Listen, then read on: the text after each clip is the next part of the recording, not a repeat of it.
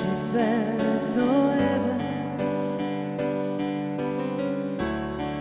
It is if you try. Nowhere below us, above us only sky. Imagine all the people living for today. Imagine there's no countries. It isn't hard to do. Nothing to kill or die for. No religion too. Imagine all the people living life in peace. You must say I'm a dreamer, but I'm not the only one. I hope someday you will join us, and the world will be as one. Imagine no possession. I wonder if you can. No need for great hunger. Brother of man. Imagine all the people sharing all the world. You may say I'm a dreamer, but I know the only one.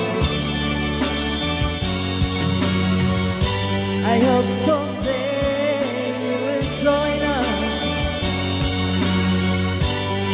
and the world will be as one. Buonasera a tutti e grazie per la vostra presenza. Innanzitutto ringraziamo Alessandra e Mas che hanno partecipato con questa performance musicale. È stato chiesto proprio, allora, questa serata è stata pensata e organizzata da Rosanna Trevisan, che è qui in mezzo presente, che non vuole, che si vergogna, diciamo, di questa sorta di... E invece io chiedo infatti un caloroso applauso per Rosanna Trevisan, che ha voluto tutto questo, questa serata. E poi l'ulteriore indicazione è che fondamentalmente per Rosanna la musica è fondamentale, quindi chiedeva in modo espresso che ci fosse questa performance che appunto, come dice lei, fondamentalmente cultura, arte, ci deve essere anche la musica, e per questo quindi questa introduzione è stata fondamentale e voluta fortemente proprio da Rosanna. La serata è stata comunque con ampia disponibilità, a braccia aperte l'amministrazione comunale di Fiesso d'Artico ha apprezzato e ha dato il patrocinio, e poi con una fattiva collaborazione siamo qui in questa stanza, la stanza consigliare del municipio, che ci sta ospitando. Quindi fondamentalmente grazie anche alla giunta che è qui presente e che questa sera manifesta la sua presenza, e chiedo di avvicinarsi al primo cittadino, l'architetto Marco Carniato. Grazie per la sua presenza. Buonasera a tutti, benvenuti a Fiesso d'Artico, vi ringrazio per il nutrito pubblico, saluto il vice sindaco e la giunta. Io ringrazio Rosanna Trevisan, perché se non era per lei noi non ci saremmo potuti trovare qui stasera, quindi ti ringrazio. Sono contento anche perché si mischiano insieme varie arti, la musica, lo sport e l'apnea. Prima di presentare l'ospite che abbiamo qui stasera, ho il privilegio di conoscere il miglior apneista italiano e anche europeo, possiamo dire, un campione mondiale, un campione italiano, e interessante anche l'approccio mistico alla disciplina, che sarei curioso di capire anche dalla voce tua. Quindi io vi ringrazio, diamo un benvenuto a Davide Carrera. Grazie. Ringraziamo anche Laura Ferro, che è la moderatrice della serata. Grazie per essere qua. È stato un onore e un piacere e spero di essere all'altezza di questa situazione. Grazie davvero e grazie di nuovo, perché credo che ci siano poche amministrazioni comunali che hanno anche la sensibilità di accogliere un certo tipo di esperienze qui. Grazie davvero, è importante che nella politica si arrivi anche ad apprezzare un certo tipo di percorso, che sono percorsi davvero molto particolari. Grazie davvero. Prima di iniziare però, Davide voleva farci vedere un filmato, qualcosa che è un po' una rappresentazione di quello che è lo scendere. La musica ci ha elevato, adesso Davide ci porterà invece nella profondità. Anche lì è un'altra elevazione, un'elevazione di un altro tipo. Però ecco, non so se saremo anche noi in questa sorta di apnea dove vivremo l'esperienza che lui ci sta descrivendo in questo video. Intanto lo vediamo e poi vediamo anche quelle che sono le emozioni che susciterà il video stesso. Grazie Davide.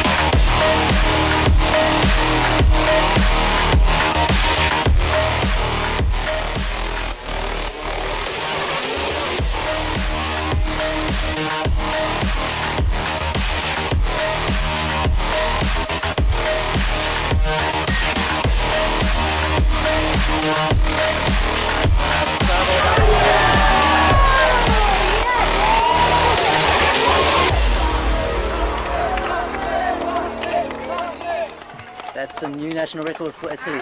Davide takes the record back from Omar Lauci. Ecco, il video ha fatto vedere quelle che sono la discesa dei 122 metri, però ricordo che ha vinto per la seconda volta i campionati mondiali con 123 metri, un monopinna, discesa libera, quindi senza zavorra. Quello che abbiamo visto però era esplicativo e quindi ci porta ad entrare nella dimensione di quella che è l'apnea che pratica appunto Davide Carrera. Davide, che effetto ti fa innanzitutto rivederti nella discesa dei 122 metri, che tra l'altro appunto come dicevo in realtà la seconda volta campione mondiale lo fai con i 123 metri, per cui...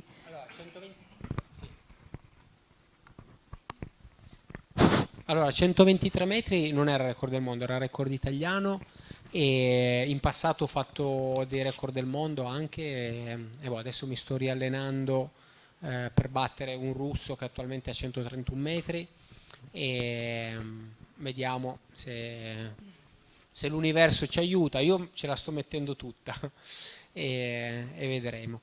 E guardando il video dicevo, oh, questo qua è bravo. No, alle volte non mi sembra neanche vero, di che essere fossi io, tu, certo, lì, immagino, dico, sono quelle cose un po' particolari in cui... complimenti.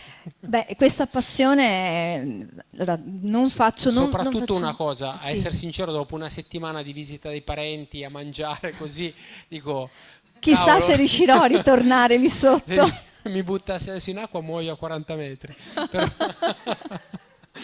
Però, vabbè. Ma magari ne parliamo anche sul discorso del cibo, che penso che può essere un aiuto, anche perché qui in sala io credo che ci siano sia delle persone, degli apneisti, magari di professione comunque che hanno questa passione, ma probabilmente c'è anche un'altra categoria che sono quelli dello yoga, quindi la respirazione, magari una cosa che toccheremo anche in questo senso. Io però partirei, giusto perché non voglio essere quella fa la storia della tua vita, voglio proprio sentirla raccontare da te anche con tutte quelle che sono state anche le tue impressioni. Tu parti da bambino, in realtà tu nasci a Torino il 25 dicembre del 1975, lì a Torino sappiamo benissimo che non c'era il mare, però... Famosa località balneare. Sì, esatto, però hai i nonni, grazie a questi nonni che ti portano in Liguria. Sì, io ho avuto la fortuna di passare le estati al mare e quindi lì, iniziando da bambino, giocando con la maschera, il mare mi faceva una paura incredibile, ma mi fa tuttora paura. Non è che, ed era proprio l'emozione del superare passo a passo, goccia dopo goccia, centimetro dopo centimetro le proprie paure, che mi ha dato questa voglia.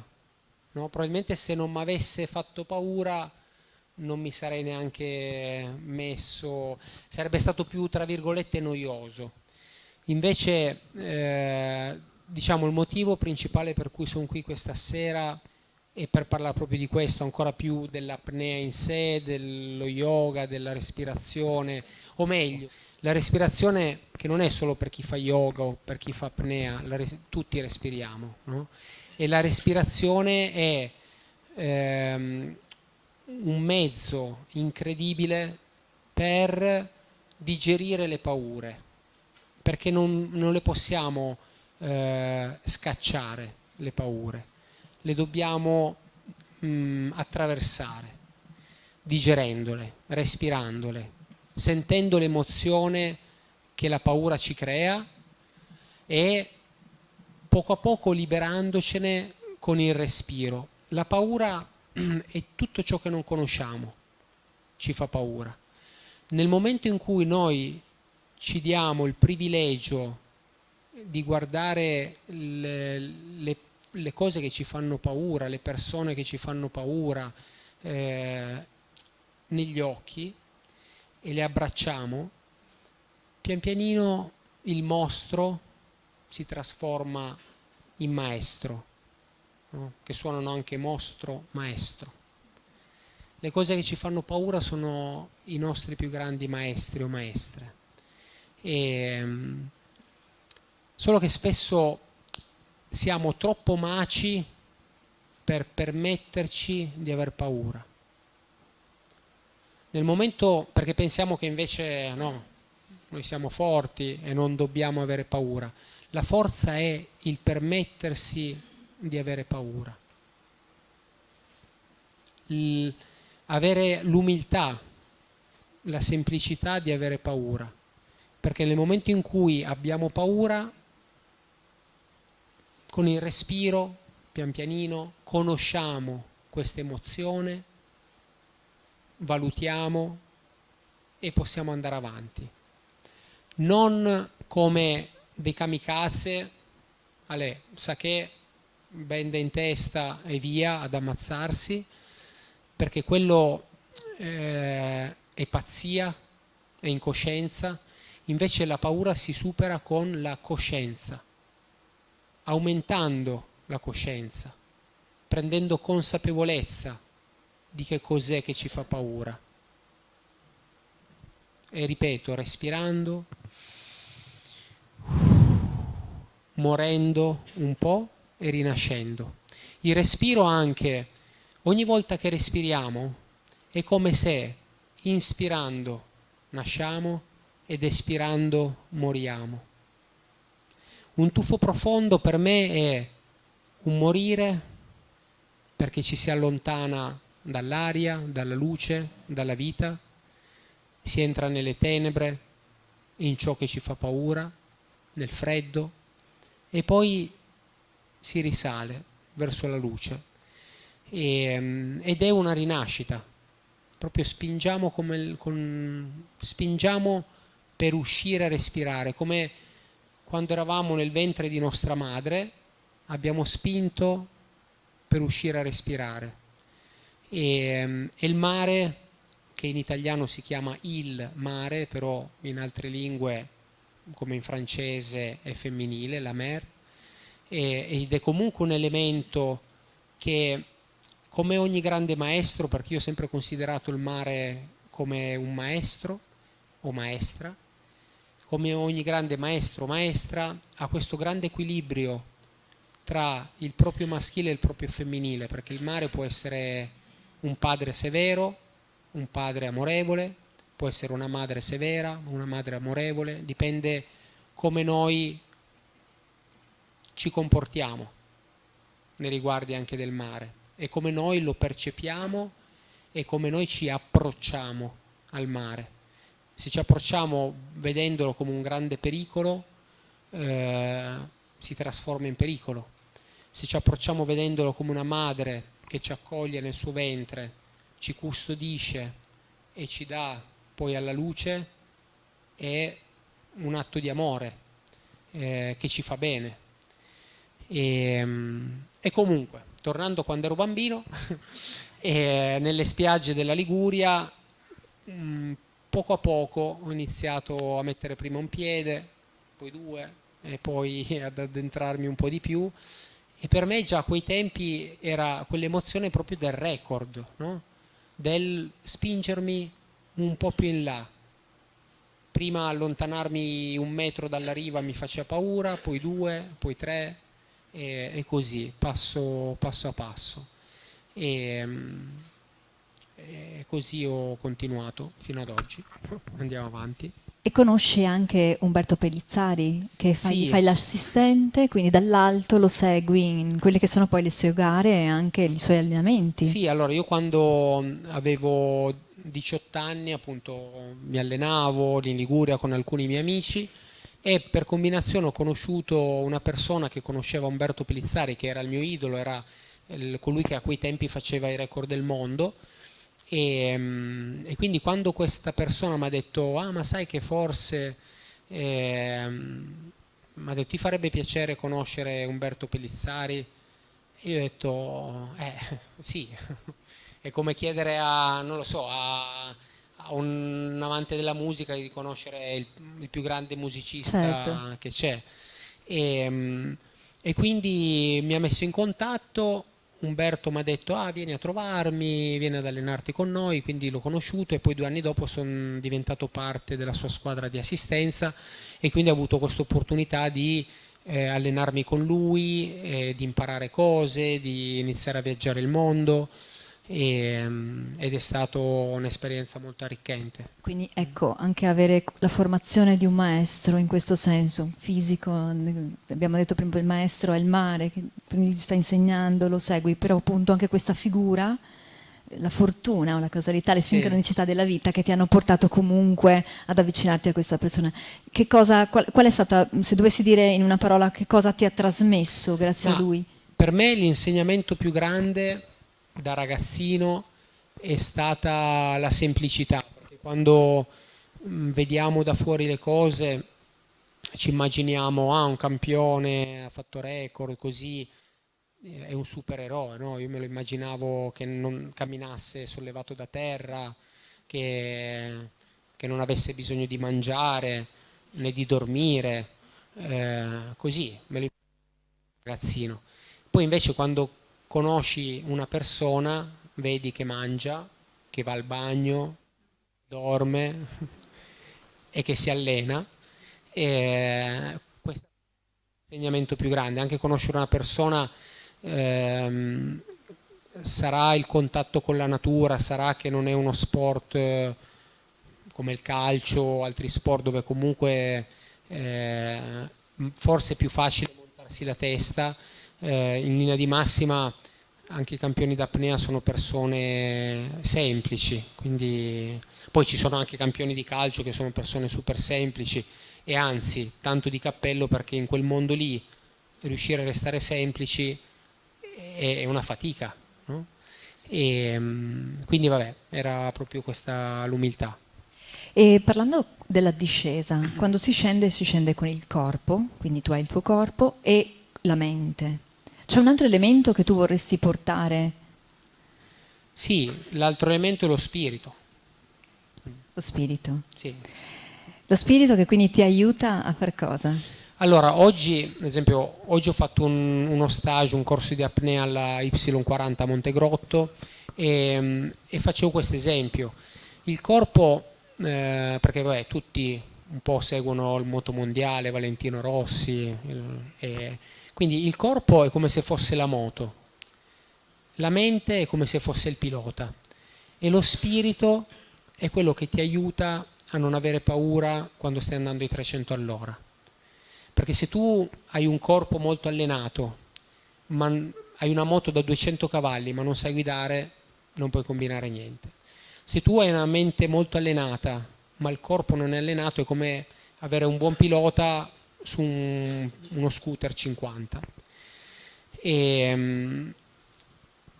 Se hai una moto da 200 cavalli, sai guidare bene, però hai paura, non vai. Lo spirito è quello che si allena, anche quello, si allena la fede, è quello che ti permette, quando sei a 300 all'ora o più, di non aver paura. O quando sei a 100 metri o più, di avere rispetto ma non paura, perché per il mare sempre devi avere rispetto, no? E prima, quando dicevo che io attualmente anche ho paura, però poi respiro, parlo con me stesso, parlo con lo spirito, qualsiasi cosa sia, dico le mie preghiere, chiedo il permesso al mare di accogliermi, di proteggermi e poi vado. E nel momento in cui vado la paura sparisce e lascia spazio alla fede in me stesso, alla fede nelle mie gambe che ho allenato per giorni, mesi, anni, alla fede nella mia mente che ho allenato a restare calma anche in momenti in cui uno potrebbe entrare in panico e ti schianteresti, e ho allenato lo spirito a dire ok, vado, so che io ce la metto tutta, ci metto il 100% delle mie gambe, del mio cuore, della mia mente, però allo stesso tempo so che da solo non potrei far nulla. Anche se sembra uno sport individuale, l'apnea, come qualsiasi atto, è sempre uno sport di squadra. E per squadra intendo tutte le energie che ci circondano, qualsiasi. Mia nonna che prega per me e io sento arrivare queste vibrazioni che sono benzina pura, i miei amici, mio figlio e tante altre esseri visibili o invisibili, energie visibili o invisibili che comunque mi accompagnano e che io percepisco chiaramente, e le percepisco soprattutto nei momenti in cui mi sento più vulnerabile, perché quando sto per fare un tuffo, i tuffi più belli che ho fatto in vita mia, i record più belli, io mi sentivo, non mi sentivo all'altezza, ero lì in superficie che respiravo e dicevo non lo so, dicevo non lo so, e poi chiedevo proprio all'energia, al mare, e ho detto se quello che sto facendo può avere un senso a ispirare qualcuno, a dare un messaggio, che l'energia mi aiuti. E in quel momento sentivo proprio fisicamente, sentivo il mio corpo che diventava più forte e sentivo che cominciava ad accendersi un motore dentro che non sapevo di avere, e quel tuffo diventava facile, diventava bello, diventavo testimone di un miracolo, perché dicevo cavolo, io pensavo di non farcela, pensavo di non avere la forza, e alla fine sento che è stato facile, sento che avrei potuto fare anche di più. Com'è possibile? Era una sorta di, in gergo sportivo si chiama flow, no? Di fluire, di entrare in un'onda che ti spinge. E questo avviene, per quella che è la mia esperienza, quando riesci a mettere da parte l'ego, quando riesci a farti, invece che macio campione, io in quei casi lì mi sentivo un burattino dove ogni filo era nelle mani di Dio, dell'universo, delle persone che mi vogliono bene, era nelle mani, adesso dico una parola che piace a Rosanna, della forza dell'amore. E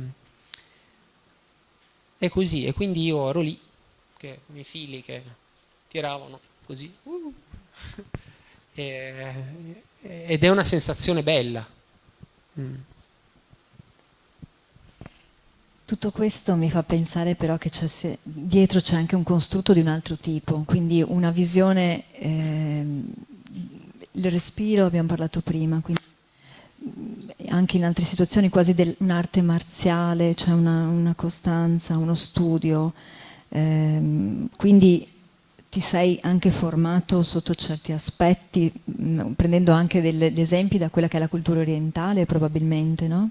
Sì, allora fin da ragazzino ho iniziato a leggere libri di yoga, poi di tai chi, poi di tante cose diverse che mi piacevano, no? Del taoismo, gli indiani d'America, gli aborigeni, cioè un po' curiosare tra le varie culture, filosofie, tradizioni, religioni, cercando di capire, no? Per imparare a conoscermi, no? Il conosci te stesso, in questo viaggio proprio di conoscenza. E quindi sì, ho iniziato a fare yoga, poi sono andato in India, sì, ho fatto varie esperienze. E a proposito di respiro, io avevo proposto a Laura, invece solo di chiacchierare e ascoltare, di fare qualche respiro tutti insieme. Quindi, se volete, Direi ci di sì, che è mettiamo perfetto. in piedi? Sì. In piedi è più bello. Volendo anche a piedi nudi proprio, però poi magari vi puzzano i piedi, quindi per stasera, visto che siamo in tanti, lasciamo i piedi dentro le scarpe. Però anche il piede nudo c'ha anche un senso, che poi vi spiego dopo. È proprio la connessione con la terra, che non è una connessione l'hippie che cammina a piedi nudi e così, no, è qualcosa di studiato scientificamente. La terra emana degli ioni, un'energia elettrica. Nel momento in cui noi siamo a piedi nudi o immersi nell'acqua, noi riceviamo, infatti anche il benessere che proviamo in mare è molto legato anche a questo. Noi riceviamo un'iniezione di energia a bomba, no? Proprio energia elettrica, una ionizzazione, e questo ci dà una sensazione di sentirci forti. Tante volte siamo magari stanchi, facciamo una passeggiata nella natura, facciamo un bagno in mare e usciamo che ci sentiamo rinvigoriti. È proprio grazie a questo effetto.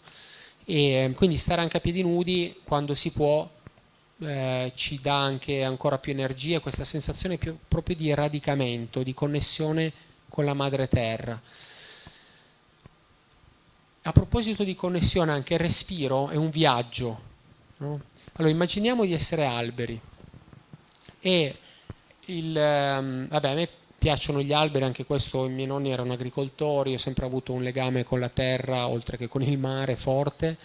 E una cosa che a me piace tanto degli alberi, che sono maestri anche loro, è che ci insegnano tanto. Noi alle volte, esseri umani soprattutto, perché poi gli altri animali no, molte volte sono più sani di noi umani alle volte viviamo in una separazione, perché crediamo che o siamo spirituali verso il cielo o siamo materiali verso la terra. L'albero non giudica se sono migliori le radici o migliori le foglie, i rami, i frutti o i fiori. Non giudica. È tutto parte di un unico essere. Non esisterebbero i frutti senza le radici e non esisterebbero le radici senza le foglie. È uno scambio tra la madre terra e il padre cielo, di cui l'albero diventa un canale e si nutre della materia tramite le radici, che gli danno anche la stabilità per poter crescere i rami verso l'alto, verso la luce, verso il respiro. E in questo scambio c'è la forza dell'albero, l'interezza. Quindi noi possiamo anche imparare a respirare dall'albero, portando il nostro respiro alle nostre radici quando respiriamo, portando consapevolezza al respiro. Con l'allenamento alla percezione, perché la percezione richiede allenamento, possiamo diventare sempre più sensibili. Con una vita sana il corpo si purifica, un'alimentazione sana, un po' di attività fisica, aria sana. Più il corpo si purifica, più diventa sensibile. Più diventa sensibile, più godiamo, più proviamo piacere, perché arriviamo a percepire la carezza dell'energia, che quando respiriamo, proprio l'energia elettrica che entra nella zona della fronte tramite delle terminazioni neuronali dove anche percepiamo i profumi, gli ioni che stanno nell'aria, noi spesso pensiamo solo all'aria, azoto, ossigeno, no? No, c'è anche l'elettricità, e questa elettricità va in circolo nel corpo, e se noi portiamo attenzione al respiro possiamo iniziare a percepire questo flusso. Quindi quando dico di portare il respiro alle radici, significa di cominciare a percepire questo flusso che entra dentro di noi e che ci attraversa e non si ferma dove finiscono i polmoni, no? Al diaframma, ma tramite il sistema nervoso scende in tutti i nostri nervi, passando per il perineo, che è il primo chakra, che è la zona tra l'ano e i genitali, e da lì continua, nelle gambe arriva ai piedi. Quindi la cosa più bella è quando noi immaginiamo e con l'immaginazione e l'ascolto arriviamo a percepire il respiro fino nei nostri piedi. Anche i saggi taoisti dicevano un uomo debole respira con il torace, un uomo forte respira con la pancia, un uomo saggio respira con i piedi, cioè il respiro arriva fino laggiù. Allora, a proposito di piedi, sentiamo proprio il peso del nostro corpo sui nostri piedi, rilassiamo le braccia, lasciamo cadere le mani, percepiamo la verticalità del nostro corpo, ci sentiamo come tirati verso l'alto dal centro della testa. Rilassiamo la pancia, non dobbiamo sempre stare con la pancia in dentro perché altrimenti ci vedono la pancia, no, ci rilassiamo, percepiamo il peso. Di nuovo questa cosa è molto importante, percepire il peso del proprio corpo sui piedi, cercare l'equilibrio tra la destra e la sinistra, che anche in politica fa sempre bene, tra il maschile e il femminile, dentro ognuno di noi, e sorridiamo all'aria, la benveniamo dentro di noi. Ci lasciamo liberi di respirare. Non c'è bisogno di forzare il respiro, semplicemente prenderne consapevolezza, sentirci liberi come dei bambini di respirare, anche nella pancia, e sentire questa sensazione di energia che scende anche nei genitali. E poi possiamo fare dei respiri lunghi e profondi. Il respiro lungo aiuta a calmare la mente. Più si calma la mente, più entriamo in ascolto. Più entriamo in ascolto, più cominciamo a percepire. Più cominciamo a percepire e più, come dicevo prima, godiamo. Proprio del piacere di questa carezza di energia.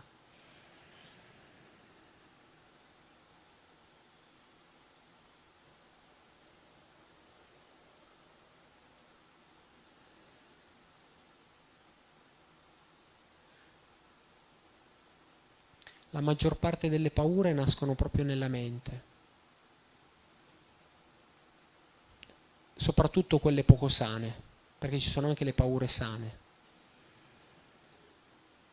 Però quelle poco sane, quelle che ci fanno male, nascono nella mente. Quando impariamo, anche grazie al respiro, a calmare la mente, già il 90% delle paranoie, delle paure mentali, già sono svanite.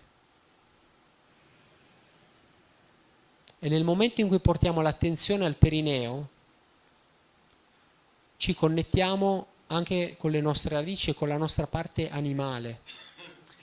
La paura animale invece è sana, è saggia, è volta alla sopravvivenza.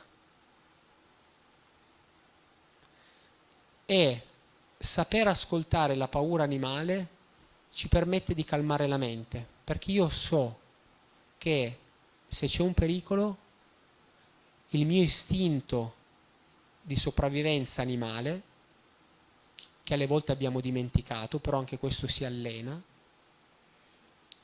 il mio istinto di sopravvivenza animale mi avverte se c'è un pericolo, me lo fa percepire, e se io percepisco il pericolo sono salvo.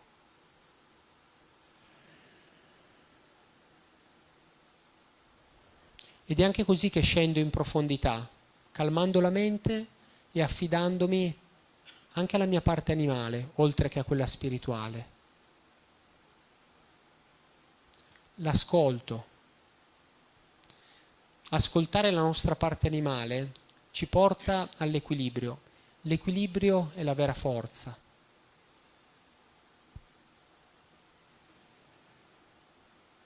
Se ho freddo, il mio istinto animale mi porta a cercare un posto caldo.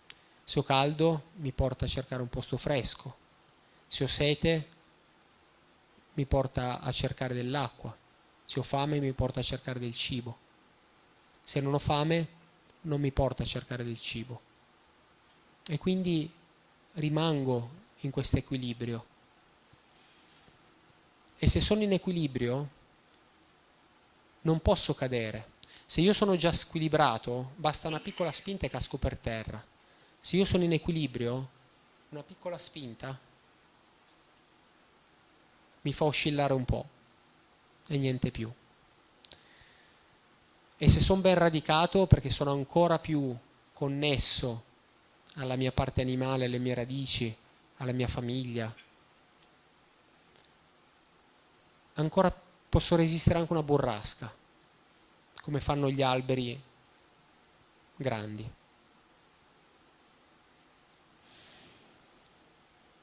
Facciamo ancora un respiro cercando di sentire proprio questo flusso che scende sotto il nostro ombelico, nel nostro ventre. E gli sorridiamo mentre inspiriamo.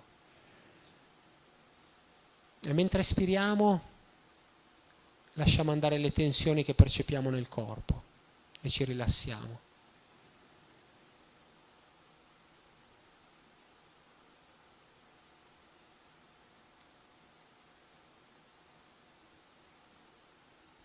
E da questo stato di consapevolezza, di calma mentale, di equilibrio, di radicamento,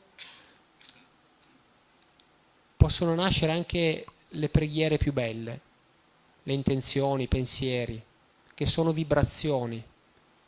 E come vibrazioni sono come le onde del mare, possono arrivare lontane e noi siamo fatti di vibrazioni. Quindi la preghiera, che può sembrare una cosa astratta, il pensiero, l'intenzione verso qualcuno che può aver bisogno, è una trasmissione di onde, una trasmissione di energia che arriva. È una cosa molto più concreta di quello che la nostra mente può pensare.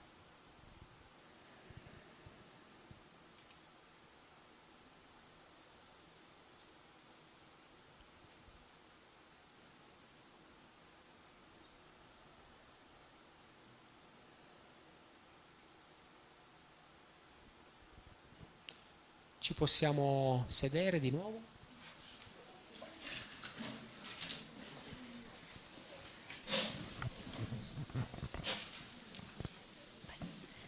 Innanzitutto immagino che grazie per questa esperienza e anche grazie a voi che vi siete messi anche qui in gioco, perché insomma mettersi in gioco anche in questo senso. Ricordate che potete respirare sempre. Però, come hai detto giustamente, diventa difficile delle volte, anche la giornata, siamo anche molto bloccati molte volte in quelle che è la frenesia, le difficoltà della vita e non ci accorgiamo che molte volte la prima cosa che blocchiamo è proprio il respiro. Sì. Nel momento in cui prendiamo consapevolezza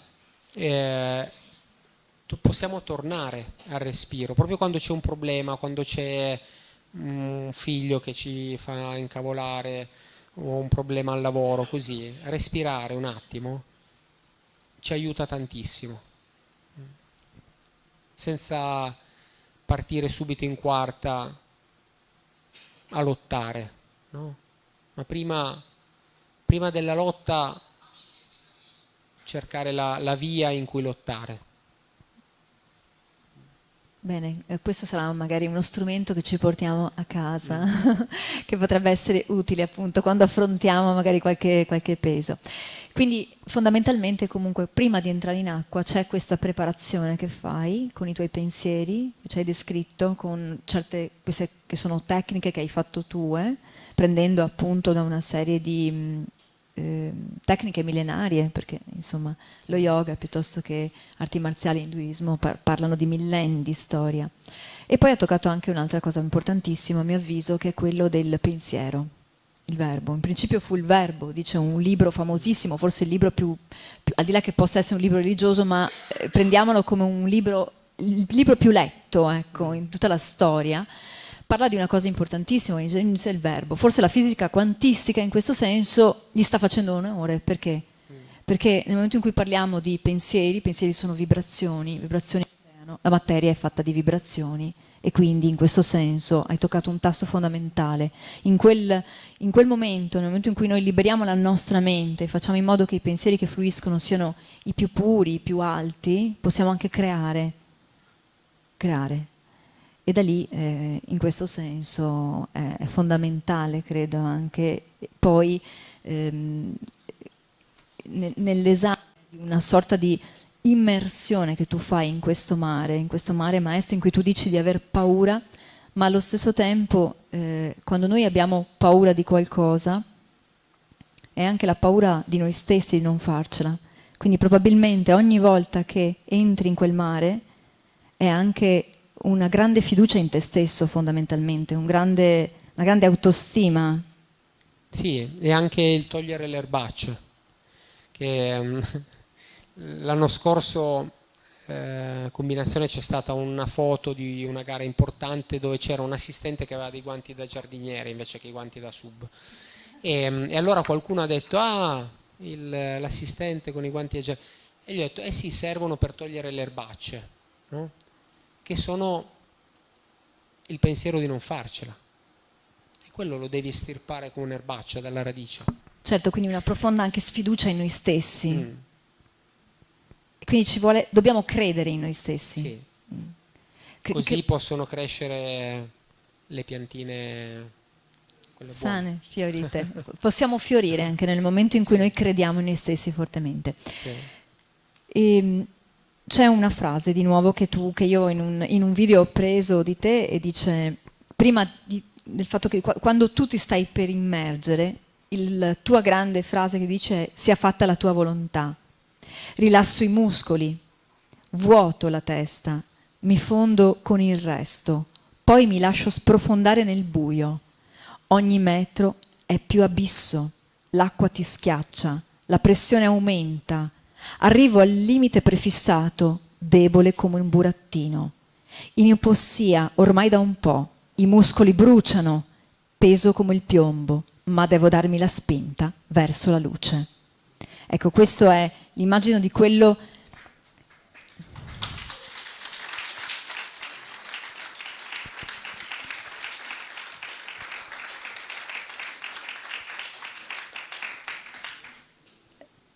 Ascoltandoti, a me è apparsa una paura quasi del mio corpo, il mio corpo che a un certo punto sta per crollare.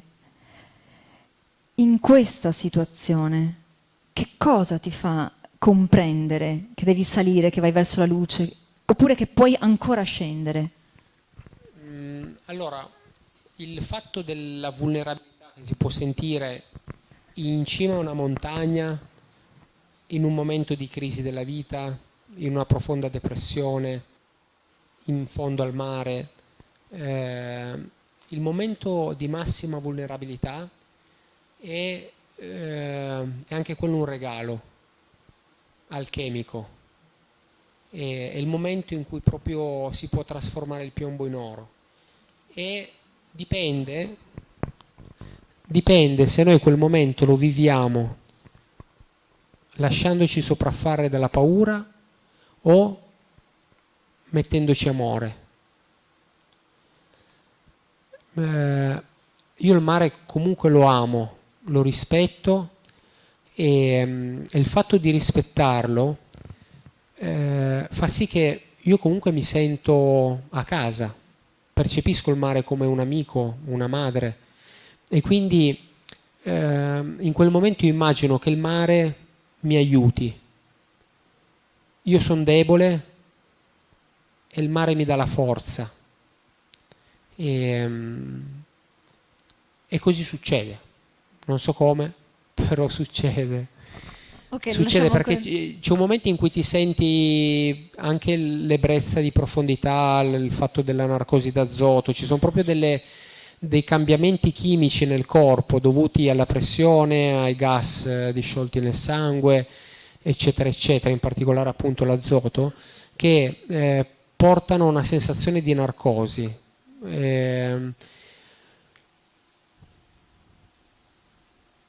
e inizi a ballare ubriaco, però devi appunto avere questa fiducia in queste cose, nel mare. Ci sono però degli avvenimenti che ti hanno anche lasciato comunque un confronto, c'è stato un confronto molto forte perché è inevitabile, non l'abbiamo ancora detta come parole, però in effetti scendere in certe circostanze il rischio si sa, il tema della morte è un tema presente ogni volta che tu ti fiondi sotto negli abissi e inizi quello che è il tuo percorso. Quindi la morte è la costante, come hai detto prima, umiltà, grande, l'ego deve essere lasciato da parte, dobbiamo toccare quelli che sono anche gli istinti primordiali dove noi possiamo riuscire a lasciare che il corpo segua quelle che sono le leggi naturali. Sì, allora, intanto nella nostra società la morte è sempre un elemento super tabù, tutti che si toccano le palle è così, non si può parlare di morte. Per me invece parlare di morte quotidianamente è una medicina, perché se noi pensiamo ogni mattina quando ci svegliamo che potremmo morire, vivremmo ogni giorno migliore, no? Facendo del bene a noi stessi e a chi ci sta attorno. Invece purtroppo molto spesso si pensa che siamo immortali e si diventa egoisti. Poi io, come dicevo prima, ci sono vari modi di fare le cose, banda da kamikaze, mi butto. Io alla vita ci tengo, mi piace vivere, mi piace continuare a crescere con mio figlio, giocare con i miei amici, eccetera, eccetera. E quindi faccio comunque attenzione. Però è questo proprio equilibrio tra il non lasciarsi paralizzare dalle paranoie, dalle paure mentali, perché altrimenti già non stiamo più vivendo, quindi a quel punto lì sarebbe tanto vale morire, e avere rispetto verso se stessi di non danneggiare il corpo, non andare a cercarsele proprio, no? E questo è proprio in questo gioco, restando in contatto con questo istinto animale, che a un certo punto, quando io scendo, il mio corpo mi dice ok, per oggi va bene così, girati e torna su. E lo ascolto. Se è un giorno del record e mi ero prefissato di andare a 120 metri e quel giorno lì arrivo a 50 metri in discesa e sento che c'è qualcosa che non va, mi giro e torno su. Non è che devo per forza, quella non vuol dire che non ho fede, ma vuol dire che mi sto ascoltando, non è il momento giusto, non sono abbastanza preparato e va bene così. E ho anche accetto il fallimento perché sono umano, no?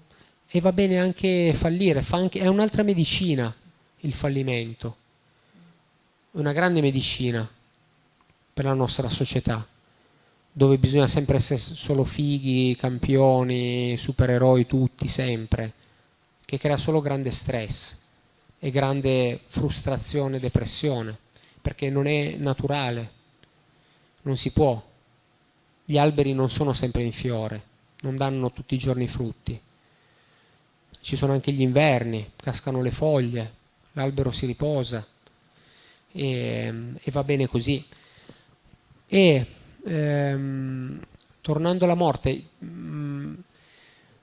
sì, ricordo, mi ricordo che ci sono due avvenimenti, diciamo. Il primo è il discorso, per esempio, della classe, il problema delle embolie che possono anche capitare. In questo senso c'è stato un avvenimento. Sì, allora, giovane. In apnea l'embolia è abbastanza rara, però con le quote che sono raggiunte ai giorni nostri e soprattutto nella pesca subacquea, dove si fanno tante immersioni ripetute, ci può essere un accumulo di azoto che può portare a dei fenomeni embolici e quindi può succedere, e anche lì è tutta una questione di ascolto, se tu ascolti il tuo corpo, ti dice quando è pronto per scendere di nuovo, e alle volte l'ingordigia di prendere un pesce in più ti porta a non ascoltarti e a forzarti. Però diciamo l'esperienza che ho avuto successiva, così che ho quella, conosciuto un po' più prima ero più giovane, meno esperienza, e ero meno allenato, ho fatto una serie di errori, eccetera eccetera, e sono arrivato in superficie e ho perso conoscenza per mancanza d'ossigeno. Il mio amico che era con me non si è accorto subito che io ho perso conoscenza. Lui mi ha visto in superficie e pensava che io avevo il tubo non in bocca però infilato nella maschera. Lui da fuori mi vedeva lì in superficie con il tubo fuori, pensava che stessi respirando. Io in realtà ero svenuto, e quindi ho passato vari minuti, perché poi è stata un'onda che mi ha salvato la vita, quindi il mare che mi vuole bene, mi ha rigirato, e lui in quel momento lì si è reso conto che io ero incosciente, e quindi è venuto, mi ha tirato sulla barca e ha iniziato a rianimarmi. Però io di quell'esperienza ho un ricordo che può essere definito un'esperienza di premorte. Ho questo ricordo di una sensazione che io stavo cercando di lottare per arrivare alla superficie, e poi a un certo punto ho sentito una pace grandissima, una sensazione di benessere totale e tanta luce. E in questa luce, in principio era il verbo, in questa luce e questa sensazione di benessere totale ho sentito chiamarmi, ed era il mio amico: Davide, Davide! E ho sentito la preoccupazione e l'amore in quella voce, e quindi lì è come se la mia anima era già partita, e quando ha sentito questa voce ha detto: che cosa sta succedendo? Perché il mio amico è preoccupato? No? Andiamo a vedere cosa succede. Ed è rientrata. Tant'è vero che lui, quando mi ha tirato sulla barca, mi ha detto che i miei occhi erano totalmente vuoti, che la cosa che l'ha scioccato di più non era il fatto che io fossi incosciente, ma è l'avermi guardato negli occhi e aver visto il vuoto totale. E poi ha detto che mentre mi rianimava, a un certo punto ha visto, ancora prima che io iniziassi a respirare, a un certo punto ha visto gli occhi che si sono riaccesi, e io ho iniziato a tossire e a respirare.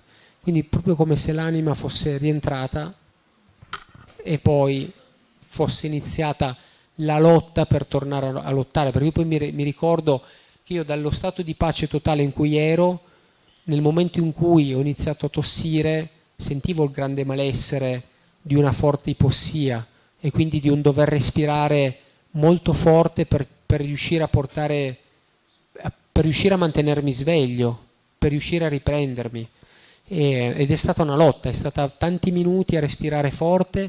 In certi momenti mi sentivo che ero stanco di respirare, però sentivo che se rallentavo il respiro ripartivo di nuovo, perdevo conoscenza, quindi dovevo sforzarmi a respirare. Questa esperienza mi ha portato a prendere consapevolezza di quanto basta poco. Cioè, io adesso, se non era per quell'onda, non ero qua a parlare, e mio figlio non era qui.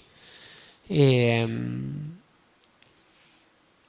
allo stesso tempo mi ha tolto la paura di morire, perché se tu parti per attraversare un oceano e sai che di là c'è la riva e c'è la luce e si sta bene e c'è una bella spiaggia con frutti tropicali, non ti fa così paura attraversare l'oceano. Ti fa più paura se tu lasci la costa senza sapere quanto è lungo l'oceano, dove vado, ci sarà qualche cosa, non ci sarà niente. Quindi per me aver avuto quella sensazione di benessere, di pace, e di luce, mi ha detto, boh, quando arriverà di nuovo quel momento, ben venga. Sei molto più tranquillo, vuoi dire? Sì. Sì, è un po' anche classica, la letteratura di questi casi di premorte è molto classica, questo tipo di esperienza, anche per chi insomma magari ha fatto conoscenza anche leggendo, quindi è una costante questa tranquillità. Sì, e anche mi fa affrontare anche la morte degli altri con altri occhi. Quando magari manca un amico, un parente, cioè io so che è andato a star bene e che quindi bisogna lasciarlo andare e che non dobbiamo essere tristi per lui. Possiamo sentire tristezza perché magari ci manca, però possiamo essere felici per questa persona. E in automatico quindi mi collego a un altro grande argomento che è quello del che tipo di rapporto hai con l'aspetto più in generale del divino, della divinità. Allora, io ho ricevuto un'istruzione da Rosanna, puoi parlare di tutto, però non di religione. No, scherzo. Ma la religione Sì, no, non no, è no. la divinità. No, lo so, volevo fare una battuta, perché altrimenti siamo troppo seri qua, parliamo di morte, di cose profonde, e allora era così per... no, la divinità... C'è un'altra domanda? Allora, è troppo... divinità volevo dare divino, parliamo di vino a questo punto, il tuo contatto con la terra. Allora, i miei nonni erano viticoltori, i miei nonni materni. Infatti, ecco, era per questo che ti ho lanciato la domanda. Del Monferrato, e quindi io andavo a aiutarli a imbottigliare il vino quando ero bambino. Ed è per questo che quindi facevo un sorsetto. Boh. No, adesso a parte gli scherzi, il divino, quante ore abbiamo? No, è un tema talmente grande che non serve neanche parlarne, credo. Cioè, ognuno ha un suo rapporto con il proprio spirito, e chi non ce l'ha può sempre iniziare ad averlo perché è bello, perché tornando all'albero, allora, se una persona è solo spirituale e non è materiale, casca per terra, ti perdi, come un albero senza radici. Alla prima bavetta di vento caschi per terra. Se tu hai solo radici e non hai rami, è triste. È triste. Quindi quando uno vive solo nella materialità, pensando che la materia ti porta felicità, sì, dico vabbè, mi faccio una bella cena, mi mangio tutte le cose, ostriche, champagne, aragosta, tartufi, però quando poi ho la pancia piena la felicità è finita e sono di nuovo triste. E spesso quando ho la pancia troppo piena sono più triste di quando invece ho fame. Allora proviamo con i gioielli. Mi compro tutti. Proviamo con la macchina. La macchina, sì, però non è tanto la macchina quanto è bella e quanto è grande, ma è dove voglio andare che mi dà felicità. Sto andando a trovare una persona a cui voglio bene, ci posso andare anche col ciao, no? E sono felice. Invece, se ho una vita triste posso avere anche la Ferrari e comunque sono triste. Quindi alla fine solo le radici sono tristi. È per quello che bisogna coltivare tutto, le radici che sono fondamentali, però perché sostengono i rami, i fiori, i frutti, le foglie, il respiro, la luce, e quindi sì, possiamo imparare dalle piante il nostro rapporto con il divino, anche perché il divino sta in tutto, no? In India ad esempio si saluta con il namaste e unendo le mani, che vuol dire saluto il Dio che c'è in te, perché il divino sta in qualsiasi cosa, dentro ogni persona, in tutto. Condivido. E quindi questo passaggio che tu fai passiamo dal mare a questo punto alla terra e alle piante. Tu sei anche agronomo, come hai detto prima, e in questo periodo poi proprio anche per una sorta di periodo particolare attualmente coltivi l'orto, quindi Sì. è un qualcosa che ti stai Sì, dedicando. ho iniziato, allora, ad essere sincero, devo dire che mi mancavano 6 esami, che non ho finito l'università, perché mia mamma, triste, così, però a un certo punto io ho avuto un po' una delusione dall'università, perché ho sempre avuto la passione dell'agricoltura che mi hanno trasmesso i miei nonni, e poi con un mio zio, quando ho iniziato l'università, lavoravo, la mattina andavo all'università, al pomeriggio aiutavo questo zio vivaista, andavamo a fare giardini, abbiamo partecipato a corsi, leggevo libri, ancora prima di iniziare l'università mi leggevo libri di piante, di botanica, perché mi piacevano queste cose. E all'università sono rimasto un po' deluso, perché purtroppo nella nostra società spesso non si seguono i propri sogni, e questo credo che sia un'altra cosa molto triste e un grande male del nostro pianeta. E quindi molto spesso la gente fa lavori perché seguire i propri sogni non sempre ti assicura la pagnotta. E i miei professori all'università, a parte un paio che avevano la passione dell'insegnare, gli altri erano lì a portare a casa uno stipendio, ed era molto noioso e non mi hanno insegnato assolutamente nulla, assolutamente nulla. Quindi a un certo punto ho detto: la mia vita è preziosa, io non ho tempo da perdere a non imparare nulla, no? O a studiare cose che non mi interessano, perché poi io comunque mi immaginavo anche di imparare qualche cosa sul il biologico, l'ecologia, la permacultura, i concetti steineriani, cioè cose avanti. E invece erano cose molto, molto così, noiose. E quindi a un certo punto ho detto: vabbè, avevo già fatto anche il tirocinio, però gli ultimi esami poi non li ho più dati. Quindi questo era per mettere a parentesi sul fatto che non sono laureato, sono un semplice contadino che, così, che mette le mani nella terra. Autodidatta.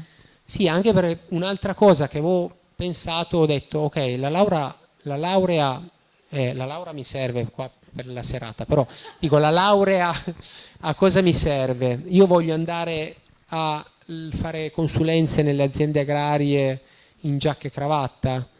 Ho detto no, a me dell'agricoltura quello che piace è infangarmi, mettere le mani nella terra, vedere una piantina che cresce, e quindi ho detto: questo lo posso fare anche senza laurea.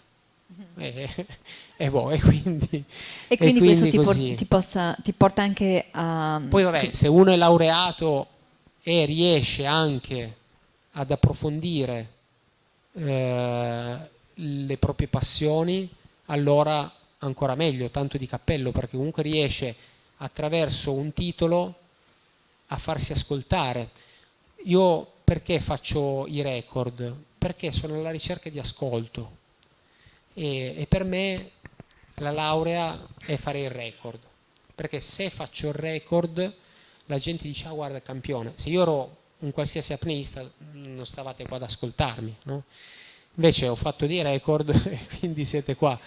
Però il fatto di fare il record non è per il record, ma è perché se ho un po' di attenzione posso cercare di trasmettere i messaggi, e questo sento essere la mia missione di vita, perché a un certo punto, ecco, una cosa che si avvicina un po' alla religione è che ho fatto le scuole medie ai Salesiani, e poi ho iniziato a fare le gare, ho fatto dei record, ho vinto i mondiali, e poi ho detto: a me quello che piace dell'apnea non è avere la foto sulla rivista perché sono il campione, ma è la sensazione che io provo quando sono in acqua, è il percorso di autoconoscimento che mi porta all'apnea.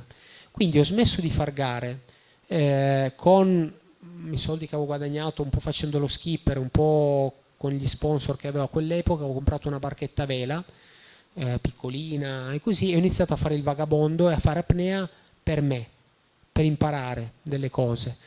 Però poi a un certo punto di questa vita un po' into the wild, non so se avete visto il film, molto tempo da solo, sempre in contatto con la natura, felice delle albe, dei tramonti, del cibo sano, di stare tante ore in mare, ho sentito che mancava qualcosa, no? Ed era proprio come Into the Wild, questa consapevolezza che la felicità non è reale se non è condivisa. Quindi che avevo voglia di condividere queste sensazioni, il benessere che ti dà una vita sana, eccetera, eccetera. E in più, in un momento così in cui ero rientrato un po' nella società e mi chiedevo cosa devo fare, stavo digiunando, perché i digiuni sono anche un'altra cosa che aiuta Un'altra via spirituale. a fare calma nella mente e entrare più in contatto con delle cose più profonde dentro di noi.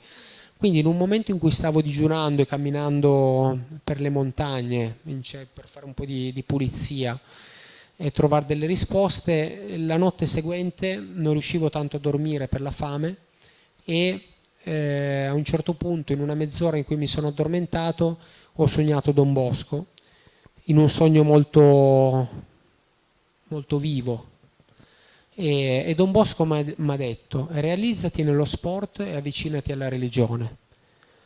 La mia prima reazione è stata: Don Bosco, lasciami tranquillo, che mi piacciono le ragazze e non mi voglio fare prete.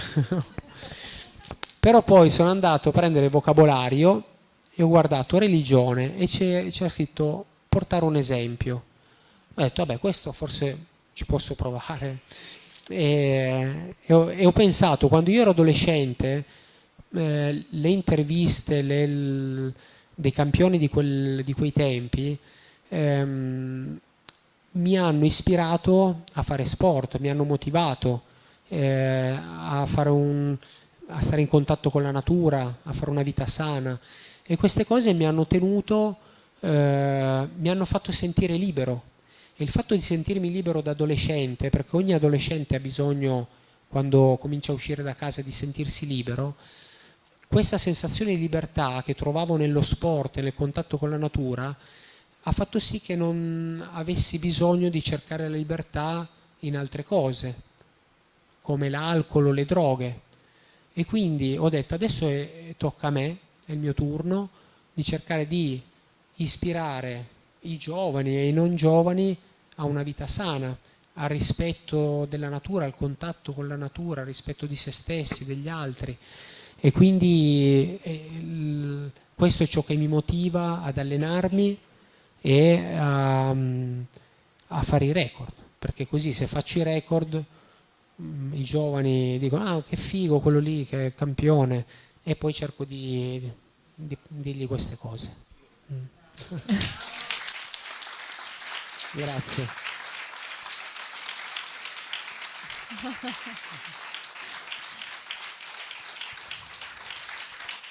Mio figlio mi dice: papà, però che palle, racconti sempre le solite cose. Vabbè, queste sono le cose che ho da raccontare. Se ero Valentino Rossi raccontavo altre cose.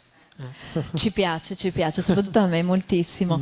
L'idea della vita sana, quindi si passa necessariamente attraverso uno stile di vita che porta allo sport, mi stai raccontando, porta a una profonda conoscenza di se stessi, quindi i pensieri, e porta anche il cibo, quindi.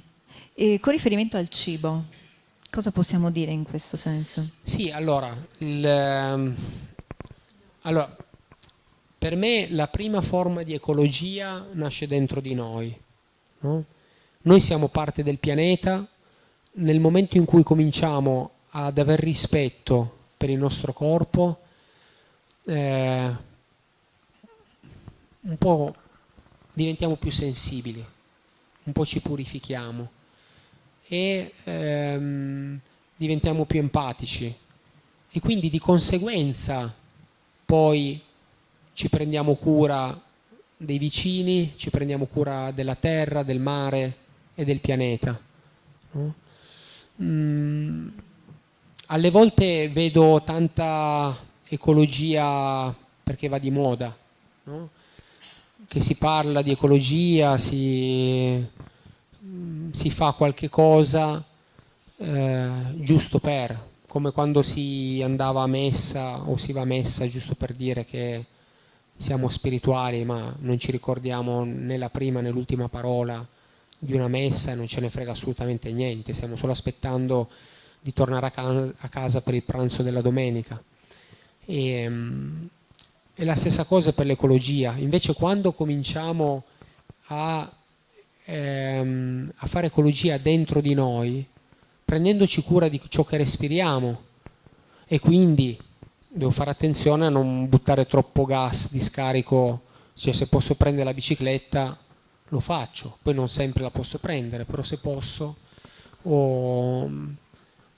Molto spesso anche mi invitano a parlare, faccio parte di anche associazioni, fondazioni proprio sull'ecologia così, e mi invitano a parlare di ecologia, no?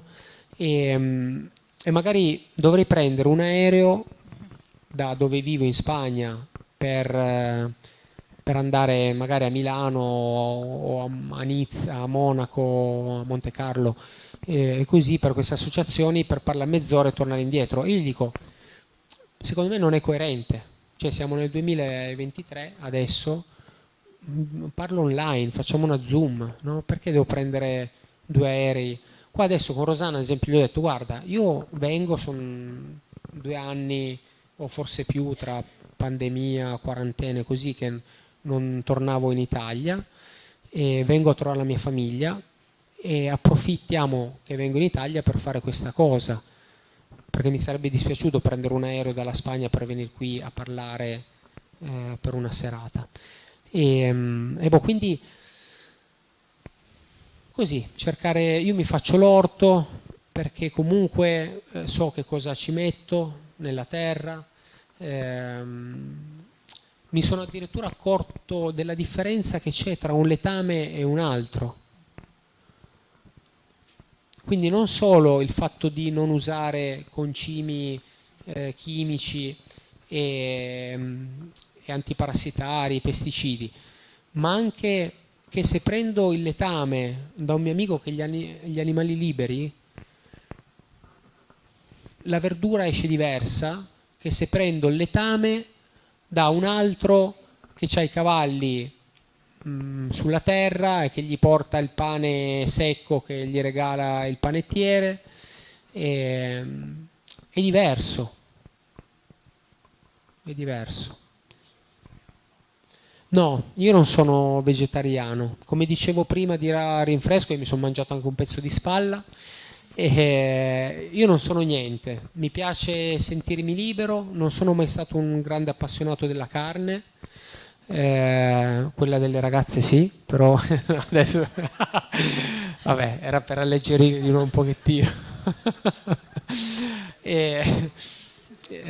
No, ad esempio io da bambino se potevo scegliere tra un piatto di pasta e un piatto di carne prendevo il piatto di pasta. Mio fratello, stessa famiglia, stessa cucina, sceglieva il piatto di carne. È una questione un po' così, ancora prima di fare viaggi in India, così. Poi ho provato a fare vegetariano, poi io sono abbastanza estremo, quando provo una cosa mi piace provarla per bene, quindi ho provato anche a fare il vegano crudista, cioè mangiare solo insalate e frutta per un periodo, e poi ho capito che mi piace sentirmi libero, ascoltare il mio corpo, sentire quello di cui ho fame. E secondo me questa è anche una cosa molto importante, proprio l'ascolto. Come dicevo prima, l'ascolto e il piacere sano che nasce dall'ascolto ci porta all'equilibrio. E l'equilibrio ci fa star bene. Quindi cosa vuol dire l'ascolto?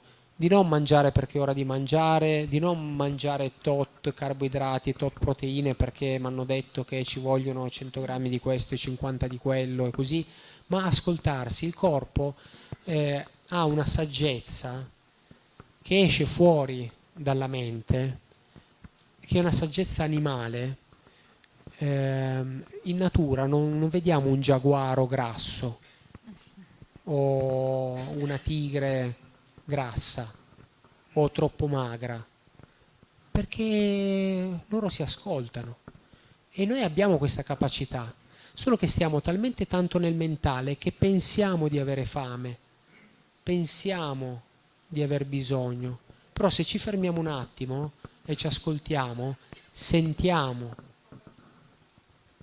Sì. E questo è proprio rimparare ad ascoltare e ad ascoltarci è proprio alla base anche dell'ecologia, degli equilibri, perché poi anche vegetariano, vegano, carnivoro non è, ad esempio a me piacciono gli indiani d'America, del nord, del sud, gli aborigeni, sono cacciatori, però vivono in un equilibrio e un rispetto della natura incredibili.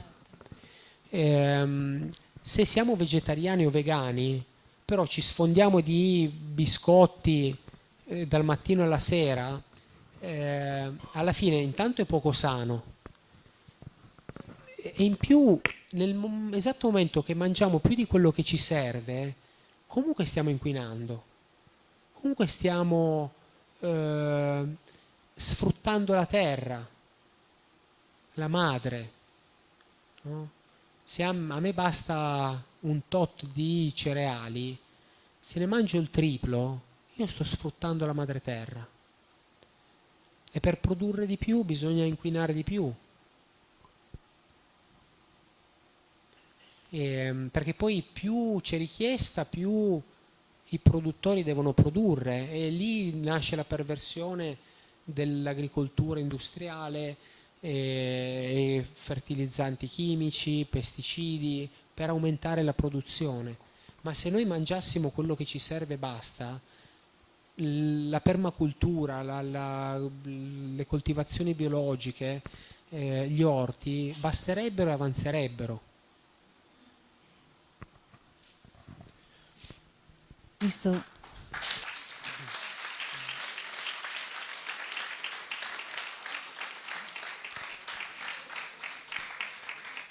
In questo senso quindi anche il discorso di messaggi, quindi queste gare, questo è la modo, l'hai detto anche prima, è una modalità per cui poi per portare dei grandi valori che sono i valori del coraggio, della libertà, della forza in noi stessi, del conoscere noi stessi, quindi nell'importanza dell'ascolto, dell'ascoltarci e anche poi della condivisione con gli altri, perché come hai detto poi un'esperienza che hai fatto, sì, bello, bellissimo, un tramonto, sì, è bellissimo, anche un'alba è fantastica, ma nel momento in cui non la condividiamo con le persone che amiamo, manca qualcosa.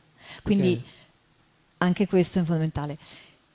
Un'immagine, ti chiedo, in questi messaggi che tu porti, ne abbiamo parlato anche, come dire, fuori onda, io e te, hai un'idea di un mondo migliore, un po' anche quello che è l'idea della forza dell'amore del gruppo di Rosanna. L'idea di un mondo migliore, com'è questa immagine che tu hai per poterlo costruire, per poterlo fare? Perché sappiamo che, se tu hai un'immagine e la condividi da solo, è un qualcosa che hai solamente tu e può essere un sogno. Se iniziamo qui, tutti assieme, la condivisione parte già da due, è un progetto. Sì. Quindi possiamo amplificare questo progetto e vediamo se riusciamo anche allora, come prima cosa, come progetto, alziamoci di nuovo un attimino tutti, così per... Immagino... No, adesso non respiriamo, siamo tutti in apnea.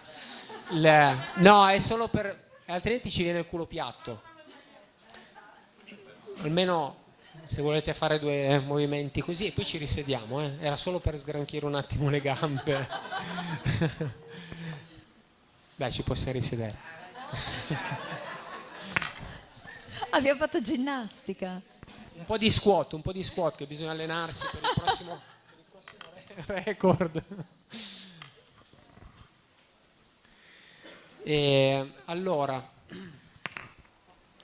a parte il fatto di religione, che ci hanno detto che non potevamo parlarne, Mm. No, era uno scherzo.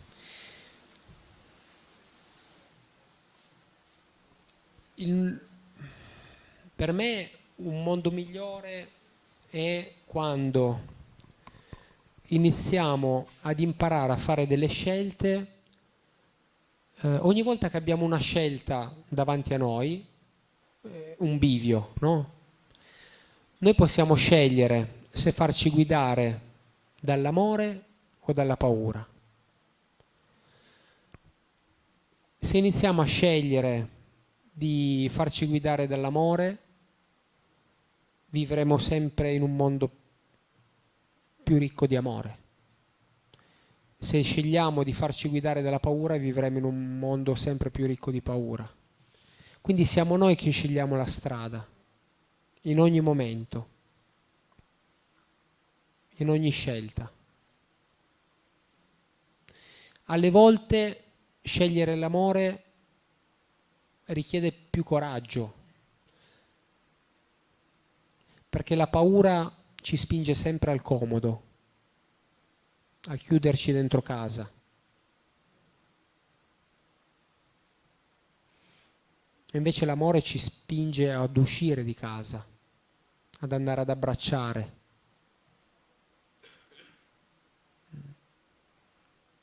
A rischiare un pochettino per amore.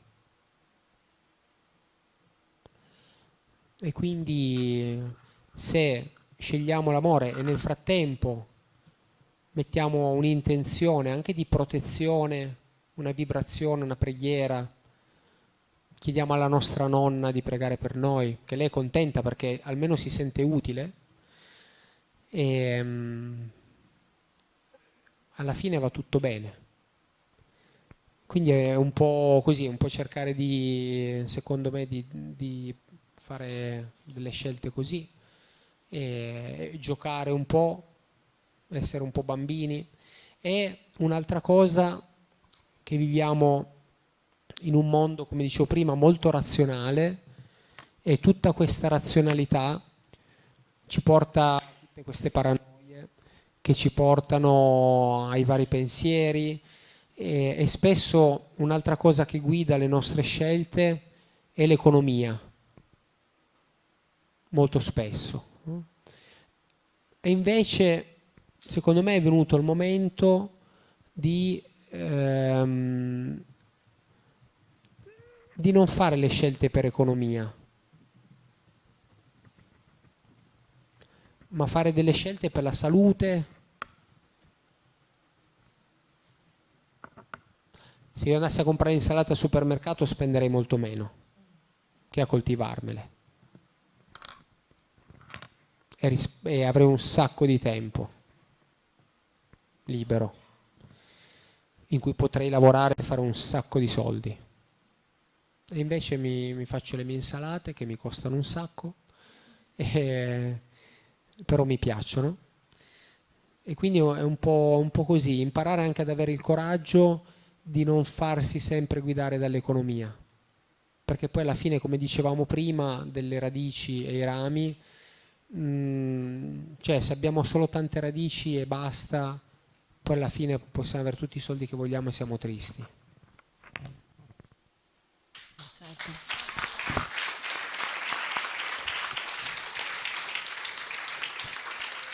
Mio figlio mi sta chiedendo pietà. Papà, per favore, basta. Allora, a questo punto io direi che potremmo vedere l'altro video Sì, successivo. vuoi fare una domanda a mio figlio? Beh, allora lo chiamiamo Vieni, qui, vieni. visto che insomma è stato nominato. No, è timido. No, no, infatti, ecco.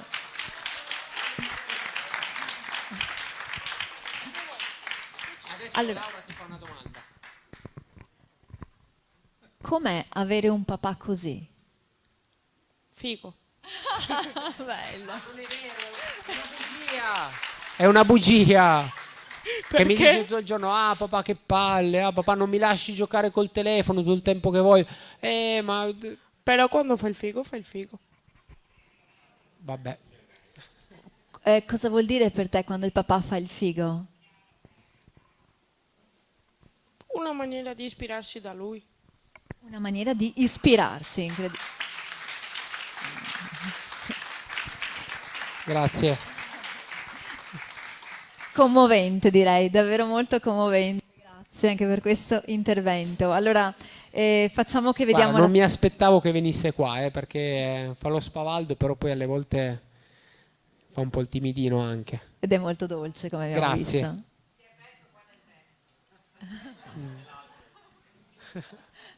Guardiamo la seconda parte, direi, il secondo video che appunto ci propone. Io sono anche poi ben disposta a tutti coloro che avessero voglia di intervenire con delle domande a Davide Carrera. Si può fare avanti eventualmente dopo il video, quindi...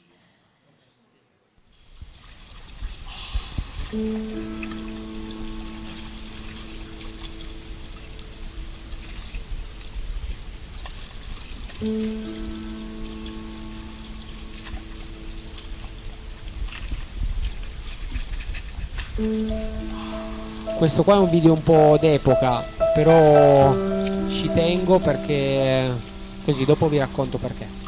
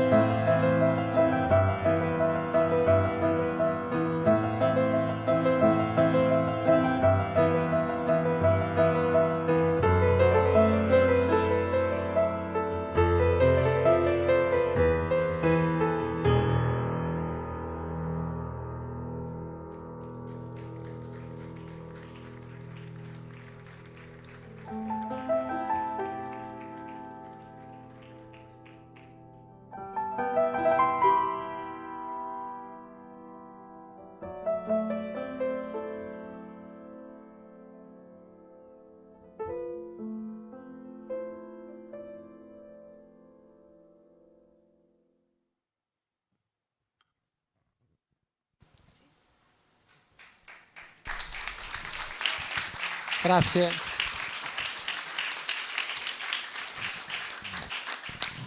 Dicevo, ci tenevo a questo video perché era stato uno di quei momenti in cui dicevo non sapevo se ce la facevo o no, e così era il giorno del compleanno di mio figlio.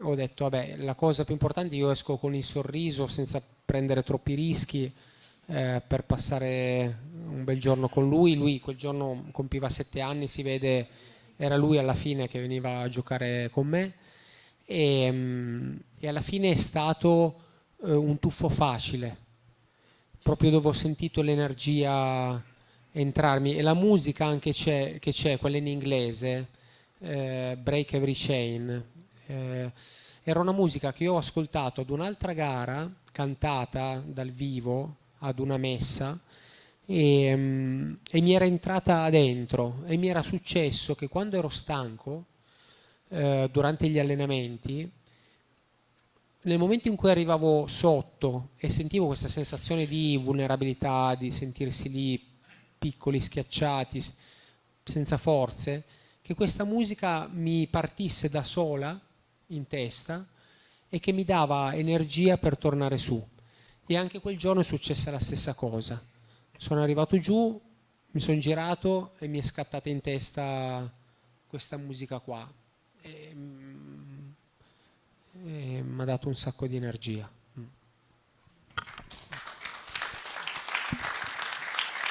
Grazie quindi alla testimonianza di Davide Carrera, grazie per questa tua presenza, grazie per i messaggi. Io direi che a questo punto, se ci fosse da parte dei presenti anche delle domande, possiamo dare loro la possibilità. Lei come primo cittadino ha una domanda? Sì, rompe il ghiaccio. Allora, intanto grazie, saluto la serenissima Sub qui in prima fila che c'è qua con noi, e ci volevo chiedere una cosa, adesso io porterò l'argomento un po' più sul semplice, diciamo. Allora, avevo 2 domande. La prima, se ci sono dei posti nella terra che sono destinati alla tua attività di apneista, non so, in Italia oppure in giro per il mondo, se devono esserci delle condizioni specifiche per immergersi. Poi volevo capire, tu ti immergi ad occhi chiusi o occhi aperti? Occhi aperti, Sì. quindi hai la consapevolezza del metro al secondo che fai scendendo. Sì. E l'allenamento, per esempio, negli altri sport c'è sempre l'allenatore che ti dice delle cose nel mentre, anche nel nuoto c'è l'allenatore sopra la vasca che ti dice spingi, rallenta, così. Mentre da voi sei solo tu sott'acqua, Sì. e la preparazione è prima? Sì. Ok. Allora, posti, logicamente ci deve essere, in base alla profondità a cui uno vuole andare, ci deve essere abbastanza profondità. Quindi ci sono, ad esempio, il mare qui è un po' difficile perché per trovare profondità devi arrivare fino in Puglia. No? Quindi è un po' difficile riuscire ad allenare l'apnea.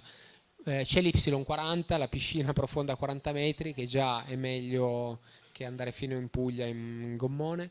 E poi vabbè, in Italia, in Mediterraneo abbiamo un sacco di posti molto belli dove si trova anche la profondità vicina alla costa, e quindi ci si può allenare.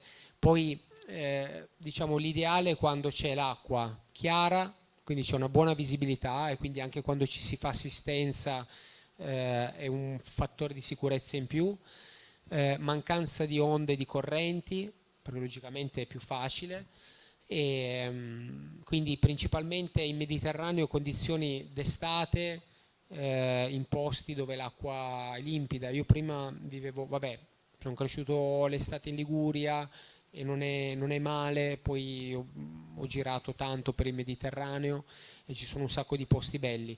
Io attualmente vivo in provincia di Malaga, in un paese che si chiama Nerja, con la J, però si legge Nerja, e lì le condizioni sono abbastanza buone perché si trova abbastanza profondità senza dover andare molto lontani, l'acqua di solito è abbastanza limpida, poi d'inverno ci può essere un po' più di corrente, può essere un po' più torbida a momenti, però io ad esempio lunedì scorso sono partito martedì per venire in Italia, una settimana fa ero in mare ad allenarmi e comunque c'erano condizioni buone. Poi i posti tropicali, logicamente anche il fatto dell'acqua calda ti permette di utilizzare delle mute più sottili e quindi è più confortevole. Comunque una muta spessa per mantenerti più caldo ti toglie un po' di mobilità, sei un po' più goffo e fai più fatica. Nei paesi tropicali, possono essere i Caraibi, c'è un posto ad esempio alle Bahamas dove il primo video era girato lì, c'è un blue hole, quindi all'interno di una baia c'è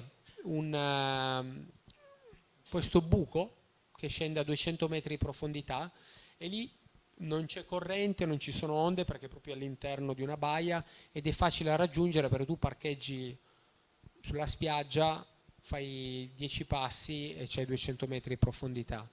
Quindi come condizioni sono buone. Scusa se volevo capire una cosa, quando tu sei a 100 metri sott'acqua, tu hai la percezione di dov'è il sopra o sotto? Sì.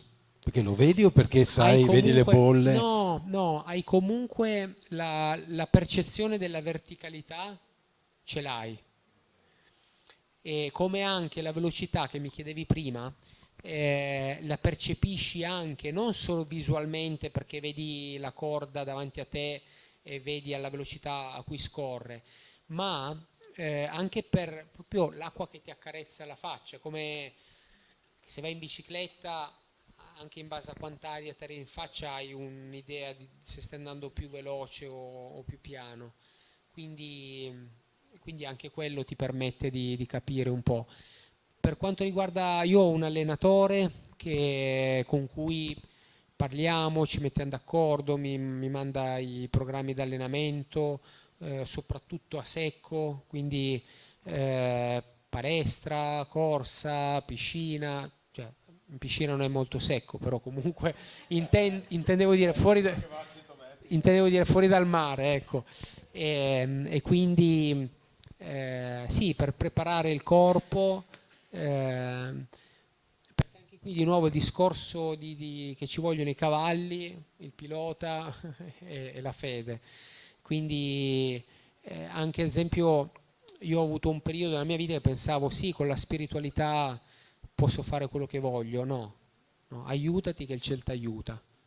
Fatica e poi arriva anche l'aiuto divino, però se non sudi non combini nulla. E quindi tanti allenamenti fisici e una cosa molto importante dell'allenamento, secondo me una cosa vincente in qualsiasi sport, è proprio aumentare la tua consapevolezza, perché la tua consapevolezza ti fa percepire i tuoi punti deboli e quindi è inutile continuare a rinforzare una parte tua che è già forte se poi hai dei punti deboli. È il discorso della catena che faccio anche sempre. Mio figlio dice che palle papà, sempre stesse cose. Se la forza di una catena si misura dall'anello più debole, se io ho una catena fortissima ma c'ha un anello consumato, si rompe, no? È meglio avere una catena un po' più piccola però tutta uguale. Quindi il corpo è la stessa cosa. Se ho delle gambe come Alberto Tomba però poi ho degli altri punti deboli, comunque non riesco a rendere. E l'equilibrio anche lì, capire. Ed è difficile perché quando facciamo un movimento, cioè ogni parte dei nostri muscoli, del nostro corpo è legata a degli organi, no? Secondo la medicina cinese, i meridiani, a delle emozioni, i vari chakra, sono varie sfere, la comunicazione, tante cose diverse, il dare e ricevere, il chakra del cuore. Quindi se noi abbiamo dei limiti, delle paure in una sfera del nostro essere, in quel punto siamo anche fisicamente più deboli e quindi spesso compensiamo con altre parti. Anche semplicemente facendo gli squat, io posso farli in un modo o in un altro, utilizzando dei muscoli o degli altri, toccando delle emozioni o delle altre. Avere un preparatore bravo che ti sa correggere e ti fa usare tutti i muscoli che ci vogliono è un lavoro, è un viaggio interiore, tanto quanto il meditare. Quindi il fare gli esercizi fatti bene, con la tecnica giusta, rinforzando tutti i muscoli, ci porta ad andare a toccare delle emozioni. Alle volte ci sono delle parti di noi che non vogliamo toccare per dei traumi, delle cose vissute da bambini, e invece è proprio lì che dobbiamo andare proprio a mettere il dito nella piaga perché tramite quella fatica, tramite quella sofferenza di andare a toccare questa cosa che non mi piace, è lì che mi rinforzo.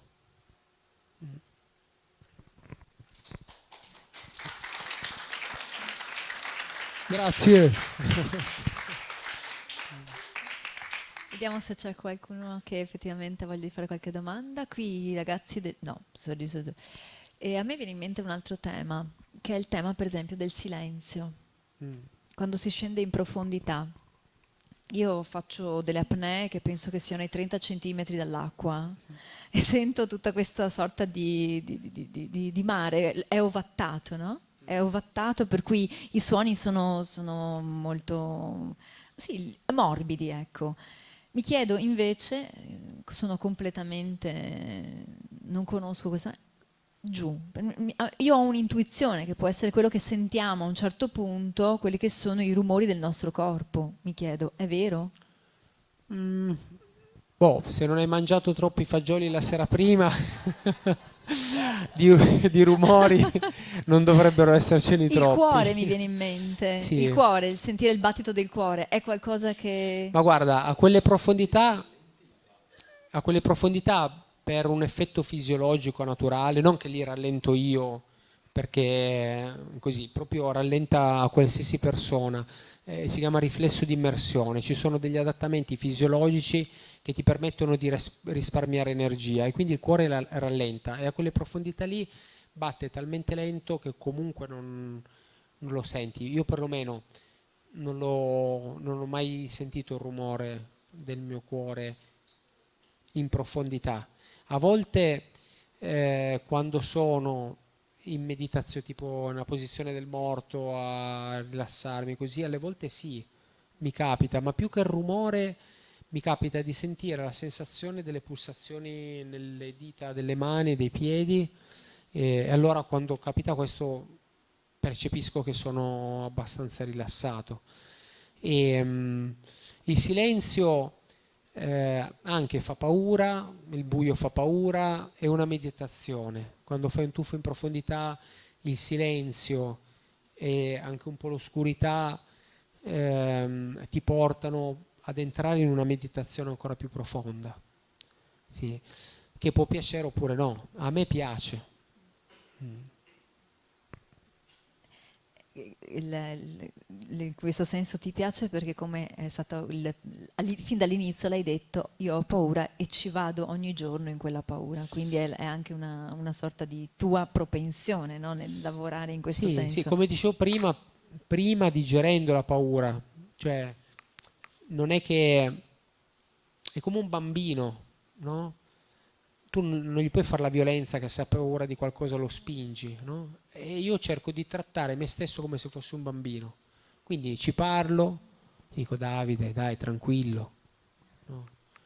Sono gli assistenti, ti sei allenato bene, ti ascolti, se senti che c'è qualcosa che non va a giri torni su, e quindi cerco di tranquillizzarmi.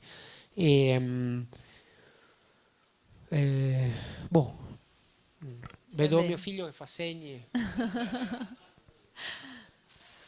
Ecco, Papà, lì ti c'è metto un una intervento. bomba.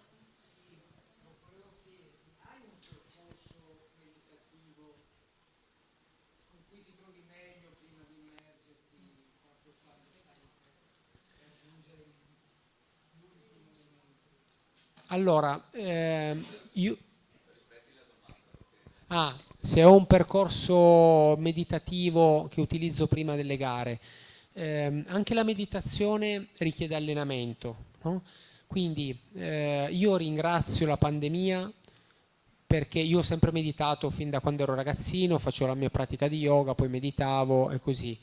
Dall'inizio della pandemia, avendo più tempo, mi sono messo a meditare di più, e da allora non ho più smesso, perché mi piace. Medito minimo 3 volte al giorno di solito. appena mi sveglio la mattina, cioè prima vado al bagno e poi medito, e poi prima di pranzo, e di solito non faccio colazione, a meno che non mi sveglio molto affamato, che mi sono allenato molto i giorni prima o che devo fare qualcosa di molto pesante a livello fisico, però di solito la mattina mi faccio una tisana e un po' detox, così con un po' di erbe varie, e poi vado avanti. Poi mi alleno, vado in mare, faccio varie cose. Poi in Andalusia si mangia tipo verso le 2, le 3, lui anche finisce scuola alle 3, quindi e prima del pranzo a stomaco vuoto la mente è anche più calma, quindi faccio un'altra meditazione e poi di nuovo prima di cena. Poi a volte anche prima di andare a dormire. Non ore, un quarto d'ora.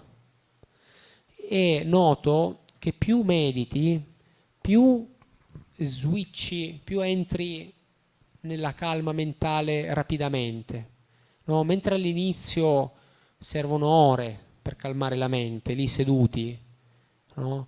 O anzi, una cosa che io consiglio, farlo anche dopo aver fatto sport, perché lo sport già ti aiuta a liberare la mente. Quando sei un po' più svuotato, anche la mente è più vuota.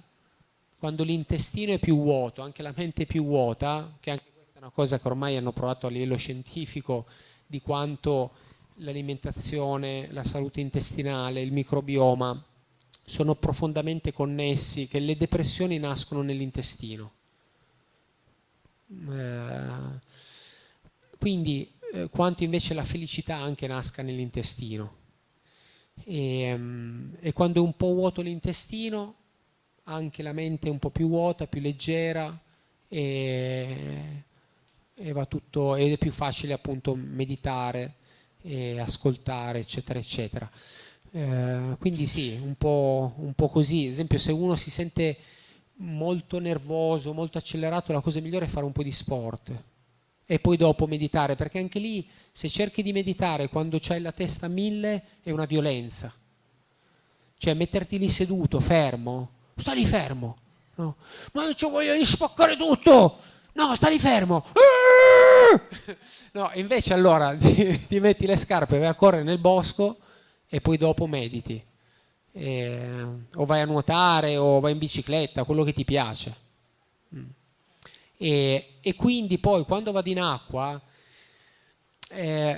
ormai, cioè quando sei allenato a entrare nella meditazione, io vado lì e non è che ho uno schema, no, io vado lì e osservo cosa c'è attorno: acqua, la gente che mi guarda, i giudici, i giornalisti.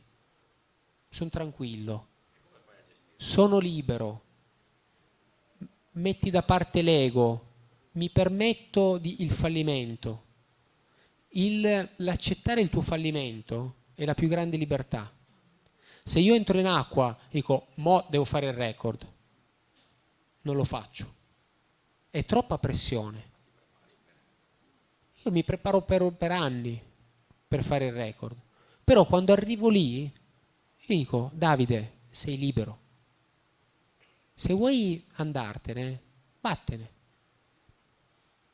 se non te la senti non farlo. Se vuoi girarti a 10 metri, girati a 10 metri. Davide, sei libero.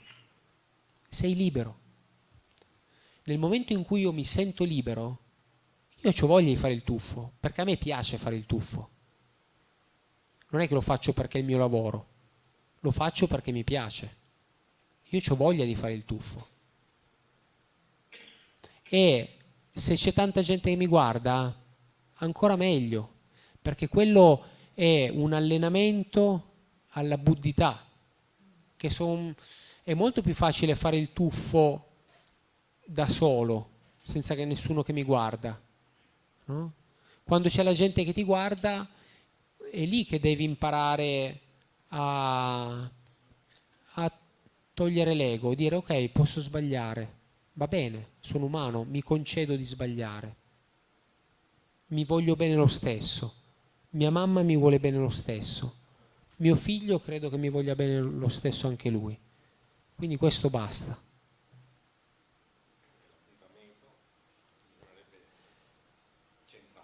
Sì, però facendo così lo centro quasi sempre. Poi alle volte faccio delle cavolate perché sono talmente felice che esco, come ho fatto l'anno scorso ai mondiali, che esco e ho esultato prima di fare il protocollo e ho sbagliato.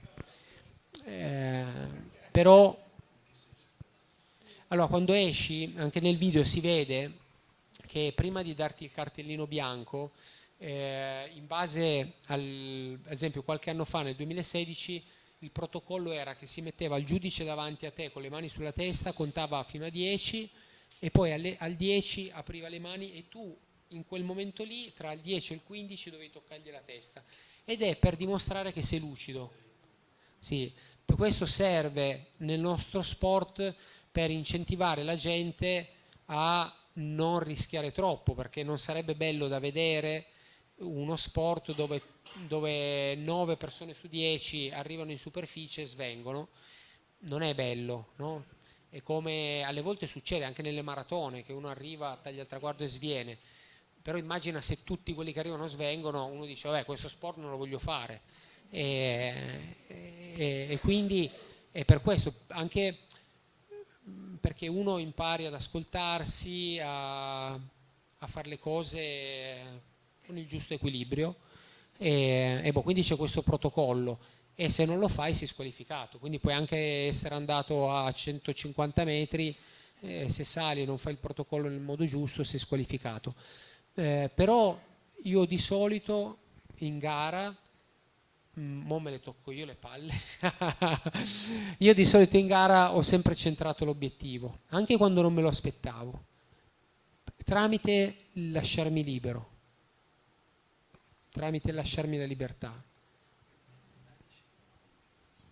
No, però stanno cercando di spingerla, sì. E quindi un po' è questo, è entrare in quel momento. Poi una cosa che cerco sempre di fare, e questo invece cerco proprio di ricordarmelo, è portare l'attenzione al perineo. L'attenzione al perineo è di nuovo il connettermi, perché a me è sempre riuscito più facile, no, lo spirito. Invece per l'educazione che ho ricevuto e così, mi è sempre costato un po' di più connettermi al mio essere animale e quindi me lo devo ricordare e quindi lo faccio. Prima del tuffo profondo, soprattutto gli ultimi respiri, cerco di portare l'attenzione al perineo e di connettermi con la mia parte animale, che è quella anche della sopravvivenza, che mi permette di rilassarmi, di dire ok, vai, se succede qualcosa te lo dico. Sì. E di esprimere anche la forza animale.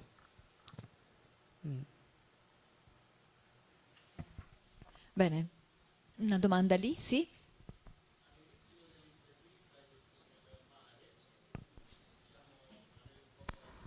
Addirittura. Ma io non canto, sono un disastro. Ok. C'è un eco Ok. E mi dispiace per il figlio che è 2 ore che fa così. Per noi è un'occasione, però. Dai, abbiamo finito. Sì, all'inizio hai detto del mare che avevi un po' paura, perché effettivamente il mare, almeno secondo un po' la mia visione anche, dà l'immagine della grande libertà. E forse è un valore per noi, però ci spaventa anche. E come hai appena detto adesso, proprio concludendo, hai detto che la tua grande libertà è quella di essere libero dentro e non solo fuori. E probabilmente quindi hai vinto la tua, come dire, paura, ecco, permettendoti di essere libero sempre. E quindi sì, poi è logico che ci sono momenti in cui uno si sente più libero, momenti in cui uno si sente meno libero, però anche la libertà, come dicevo prima, la libertà non è solo la libertà di essere figo, no? Ma la libertà è quando noi impariamo ad accettare anche i nostri momenti di debolezza, i momenti di buio, le nostre paure, gli inverni, la morte, tutte le cose brutte che tanti non vorrebbero avere la libertà di viverli. Però sei veramente libero quando anche accetti di vivere queste cose. Quindi anche il fallimento. Se tu hai il terrore di fallire, è molto più difficile fare un bel tuffo.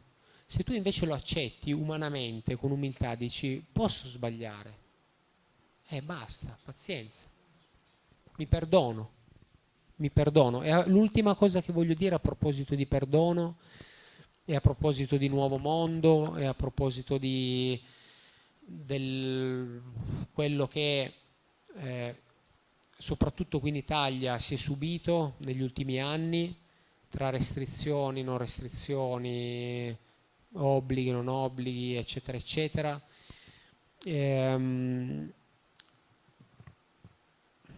Anche questo è un discorso un po' grande, però purtroppo il mondo, se fosse governato dai nativi americani o dagli indios o dagli aborigeni, sarebbe davvero un paradiso. Però chi cerca di governare il mondo, perché poi il bisogno di controllo viene comunque da una debolezza, da una paura. Io ho paura e devo controllare, e quindi e quelli che controllano il mondo si sono fatti tutti un piano per avere tanti soldi, perché sono terrorizzati da non avere abbastanza soldi, perché queste persone sono state sfortunate, non sono state fortunate come chi è stato amato da bambino, probabilmente, e ha imparato attraverso l'amore che un amico o una persona che ti vuole bene c'è, e che se finisci i soldi o che se non c'è il pane, qualcuno che ti dà una pagnotta la trovi, e a tua volta sei pronto a dare la pagnotta quando il tuo vicino c'ha fame.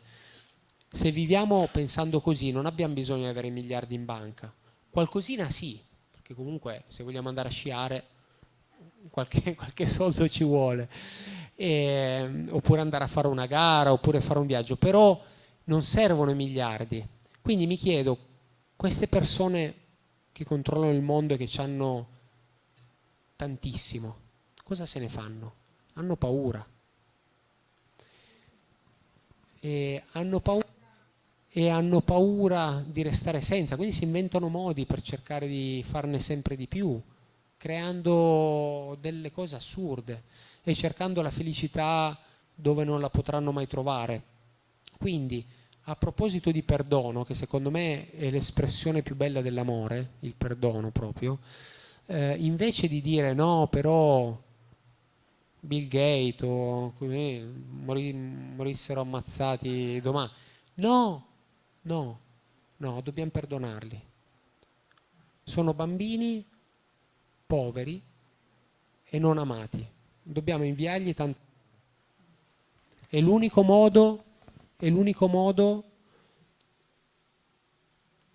per creare il nuovo mondo. Fantastico, bellissima visione, grazie. Grazie a Davide Carrera anche per quest'ultimo messaggio di chiusura, qualcosa di fenomenale, grazie davvero. Allora io invito la giunta a ricevere qui. Sì, noi volevamo darti in conclusione, sì, ringraziandoti, perché sono più di 2 ore che sono volate veramente. Sì. Noi volevamo darti due regali. Il primo, eventualmente se anche la giunta voglia di se venire volete qui. raggiungermi, grazie. No, anzi quella chiedo scusa, ma l'amministrazione comunale del Costa, dove c'è la chiesa. da Una un volta il corso del riconoscimento. fiume era davanti alla chiesa, poi è stato spostato. Dunque questo e questo libro, che è la storia di noi di Fiesso, stampato veramente una settimana fa, uscito fresco di stampa, e quindi te lo regaliamo, e grazie per la serata.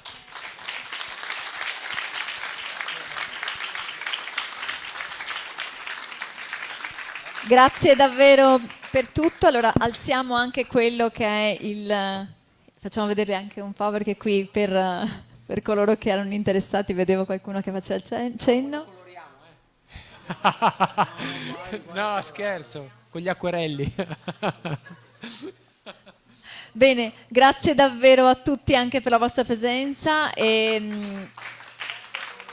l'augurio è sicuramente di trovarci presto, magari con altri nuovi traguardi che Davide Carrera ci porterà nella storia. Poi mandate benzina quando io vado a fare le gare, eh? Ve lo faccio sapere, mandate una preghierina che quelle vibrazioni arrivano potentissime. E noi lo faremo, ti penseremo. Grazie davvero, e visto la situazione 2 gennaio, a questo punto un buon anno nuovo a tutti, perché ci sta. Grazie davvero.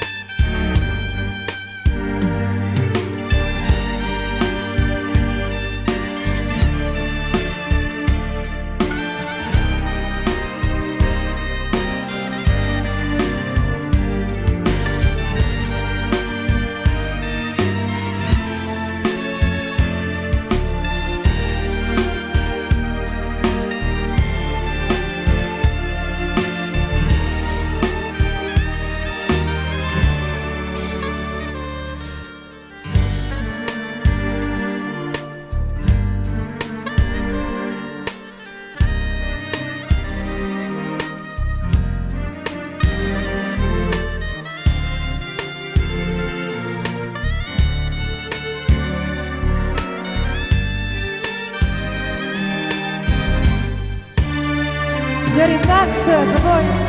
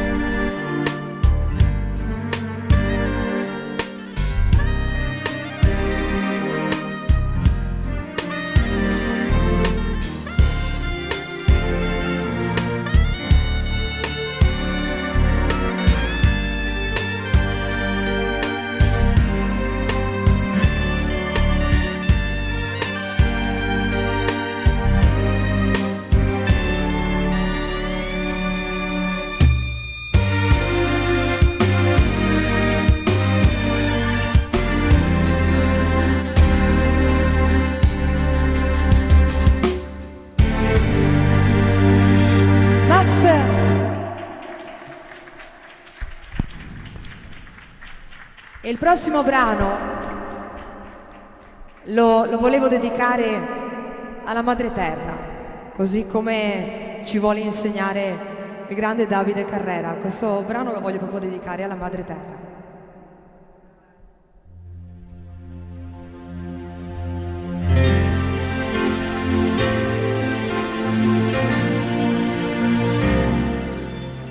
Lei il viso che non scorderà, viaggio a lei come un tesoro, un oro dentro gli occhi suoi. Lei l'estate che ricanterai, il giorno che ricorderai, le mille cose che non sai, che può insegnarti solo lei. Lei la tua ragione, tu per lei, il centro del tuo vivere, la luce di un mattino che non perderai.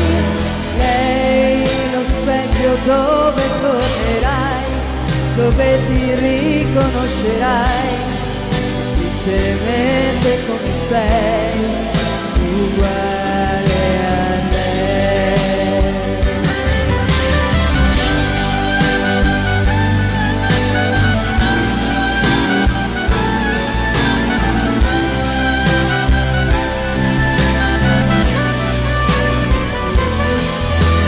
Lei l'estate che ricanterai, il giorno che ricorderai, le cose che non sai, consegnarti solo lei. Lei regala i suoi sorrisi senza mai svelare al mondo quando non ne ha, vivendo il suo dolore e libertà. Lei forse è l'amore che non ha pietà, che ti arricchisce con la povertà, un gesto semplice d'eternità. Lei la tua ragione, il tuo perché, il centro del tuo vivere, la luce di un mattino che non perderai. Lei lo specchio dove tornerai, dove ti riconoscerai, semplicemente come sei, esattamente come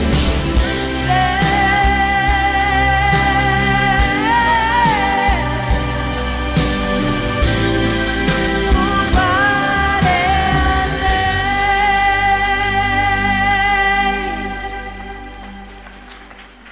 Grazie. Grazie. Grazie.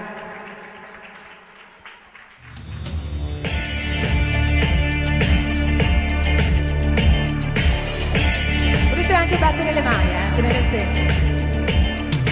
We don't need no education.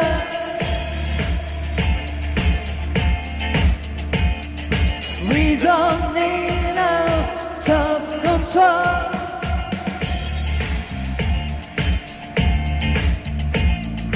Our sarcasm in the classroom.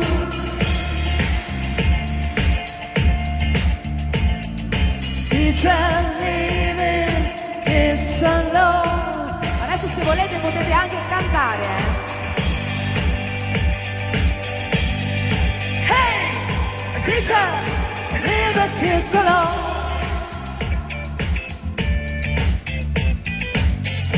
All in all, it's just another break in the wall. All in all, it's just another break in the wall. We don't need no education.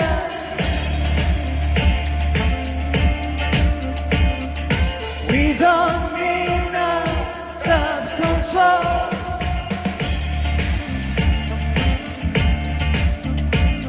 No dark sarcasm in the classroom.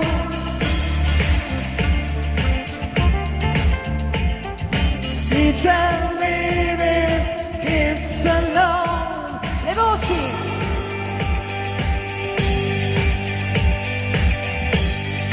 Hey, teacher, leave the kids alone.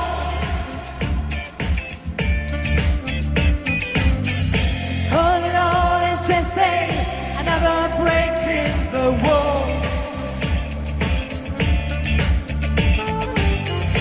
All in all, it's just break in the wall.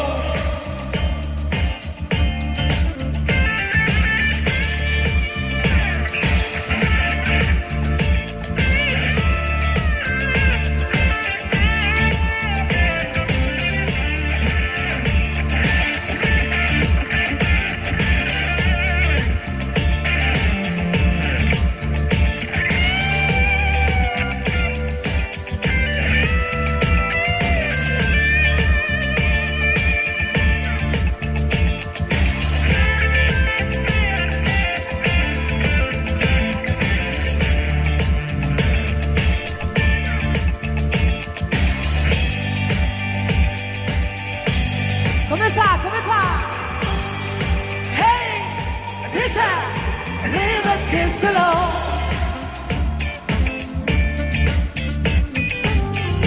Calling on is just another break in the wall.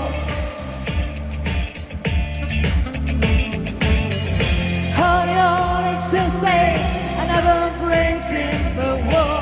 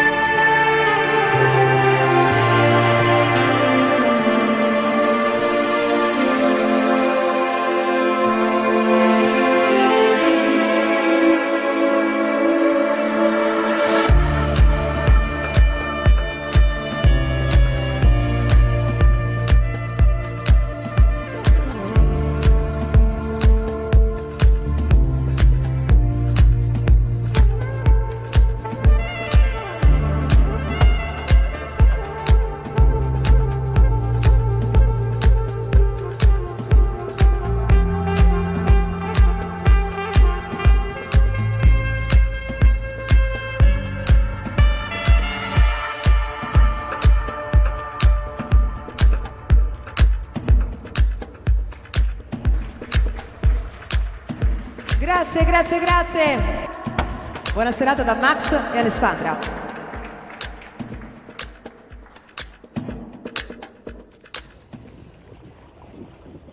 Il mare rappresenta tutto quello che di più prezioso esiste in questo pianeta. È un organismo meraviglioso e ogni volta che lo incontri il tuo cuore si apre completamente. Il mare promuove la tua crescita spirituale perché è un simbolo potente della tua parte inconscia e sconosciuta e possiede anche la saggezza del maestro, l'amorevolezza della madre e il potere infinito del padre. In esso puoi ritrovare tutte le tue memorie e accogliere il suo suono significa voler entrare profondamente dentro se stessi. Il mare ti porta sempre esattamente dove i tuoi pensieri devono andare e ti suggestiona e ti ispira, permettendoti di esprimere quella parte di te stesso che non riuscivi a toccare. Il mare è un invito. Amplia la tua coscienza, ti porta ad essere migliore di chi sei sempre stato e sempre pronto a portarti consolazione e pace e riposo. Ti aspetta in ogni momento e più volte tu non hai resistito al suo richiamo. Il mare è la tua stessa natura, è il muoversi delle tue emozioni, è ritornare sempre a casa e permetterti di essere semplice, nudo e perfetto come la tua anima ti suggerisce. Tutto quello che accade ogni volta che lo tocchi è pura magia, è un nuovo battesimo in ogni momento ed è l'infinita purezza che si rinnova in te.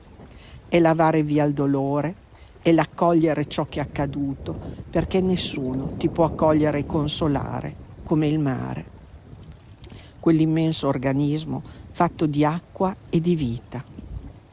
Tutto è lì per te e tu puoi immergerti in esso e sentirti completamente avvolto dalla sua grazia e dalla sua benedizione e sentirti volare in esso. Il mare ti ricorda qualcosa del tuo passato che non si è mai assopito completamente. Immergersi e ritrovare se stessi e tornare nel grembo della madre e portare a quel ricordo amorevolezza e gioia. Immergersi e tornare a comprendere che cosa è veramente importante è il sentirsi senza peso, perfettamente avvolti da un amore infinito che non sempre hai potuto incontrare in altri luoghi. Le idee più potenti vengono guardando il mare. Il benessere più profondo viene immergendosi in esso e tutto intorno a te diventa universo e casa. E tu ti senti una parte luminosa del mare. Il mare porta consiglio e gioco. Il mare ti mette alla prova più e più volte, sia che tu sia un marinaio, un nuotatore o un apneista. Il mare ti insegna sempre ad essere migliore di quello che sei e ti porta al livello successivo in ogni momento importante della tua esistenza. Il mare è la vita che ti accompagna. È la perfezione del tutto ed è la bellezza infinita, il sentirsi anima e corpo. Ogni volta che ti avvicini al mare, pensa a tutto quello che si unisce in te, la parte simbolica alla parte vivente, e ascolta il suo suono e portalo esattamente al centro del tuo cuore. Lì, oltre all'acqua, esiste il tuo fuoco, e uno alimenta l'altro solo in quel luogo mistico e unico. Lì tu puoi ascoltare e comprendere pienamente la voce, la consistenza e la dolcezza avvolgente del mare. Non perdere mai un incontro con il mare, perché è come incontrare la parte più profonda di te stesso e la parte più amorevole del divino. Rendi tutto ciò che è in te profondo e sottile, denso, come un'onda del mare. Impara dal mare a cambiare continuamente, a non essere mai quello che eri un secondo prima, perché tutto è lì per scorrere, tutto è lì per espandersi e per ricrearsi. Impara tutto dal mare e portalo sempre nel tuo cuore, perché il mare è il miglior amico che tu possa mai avere.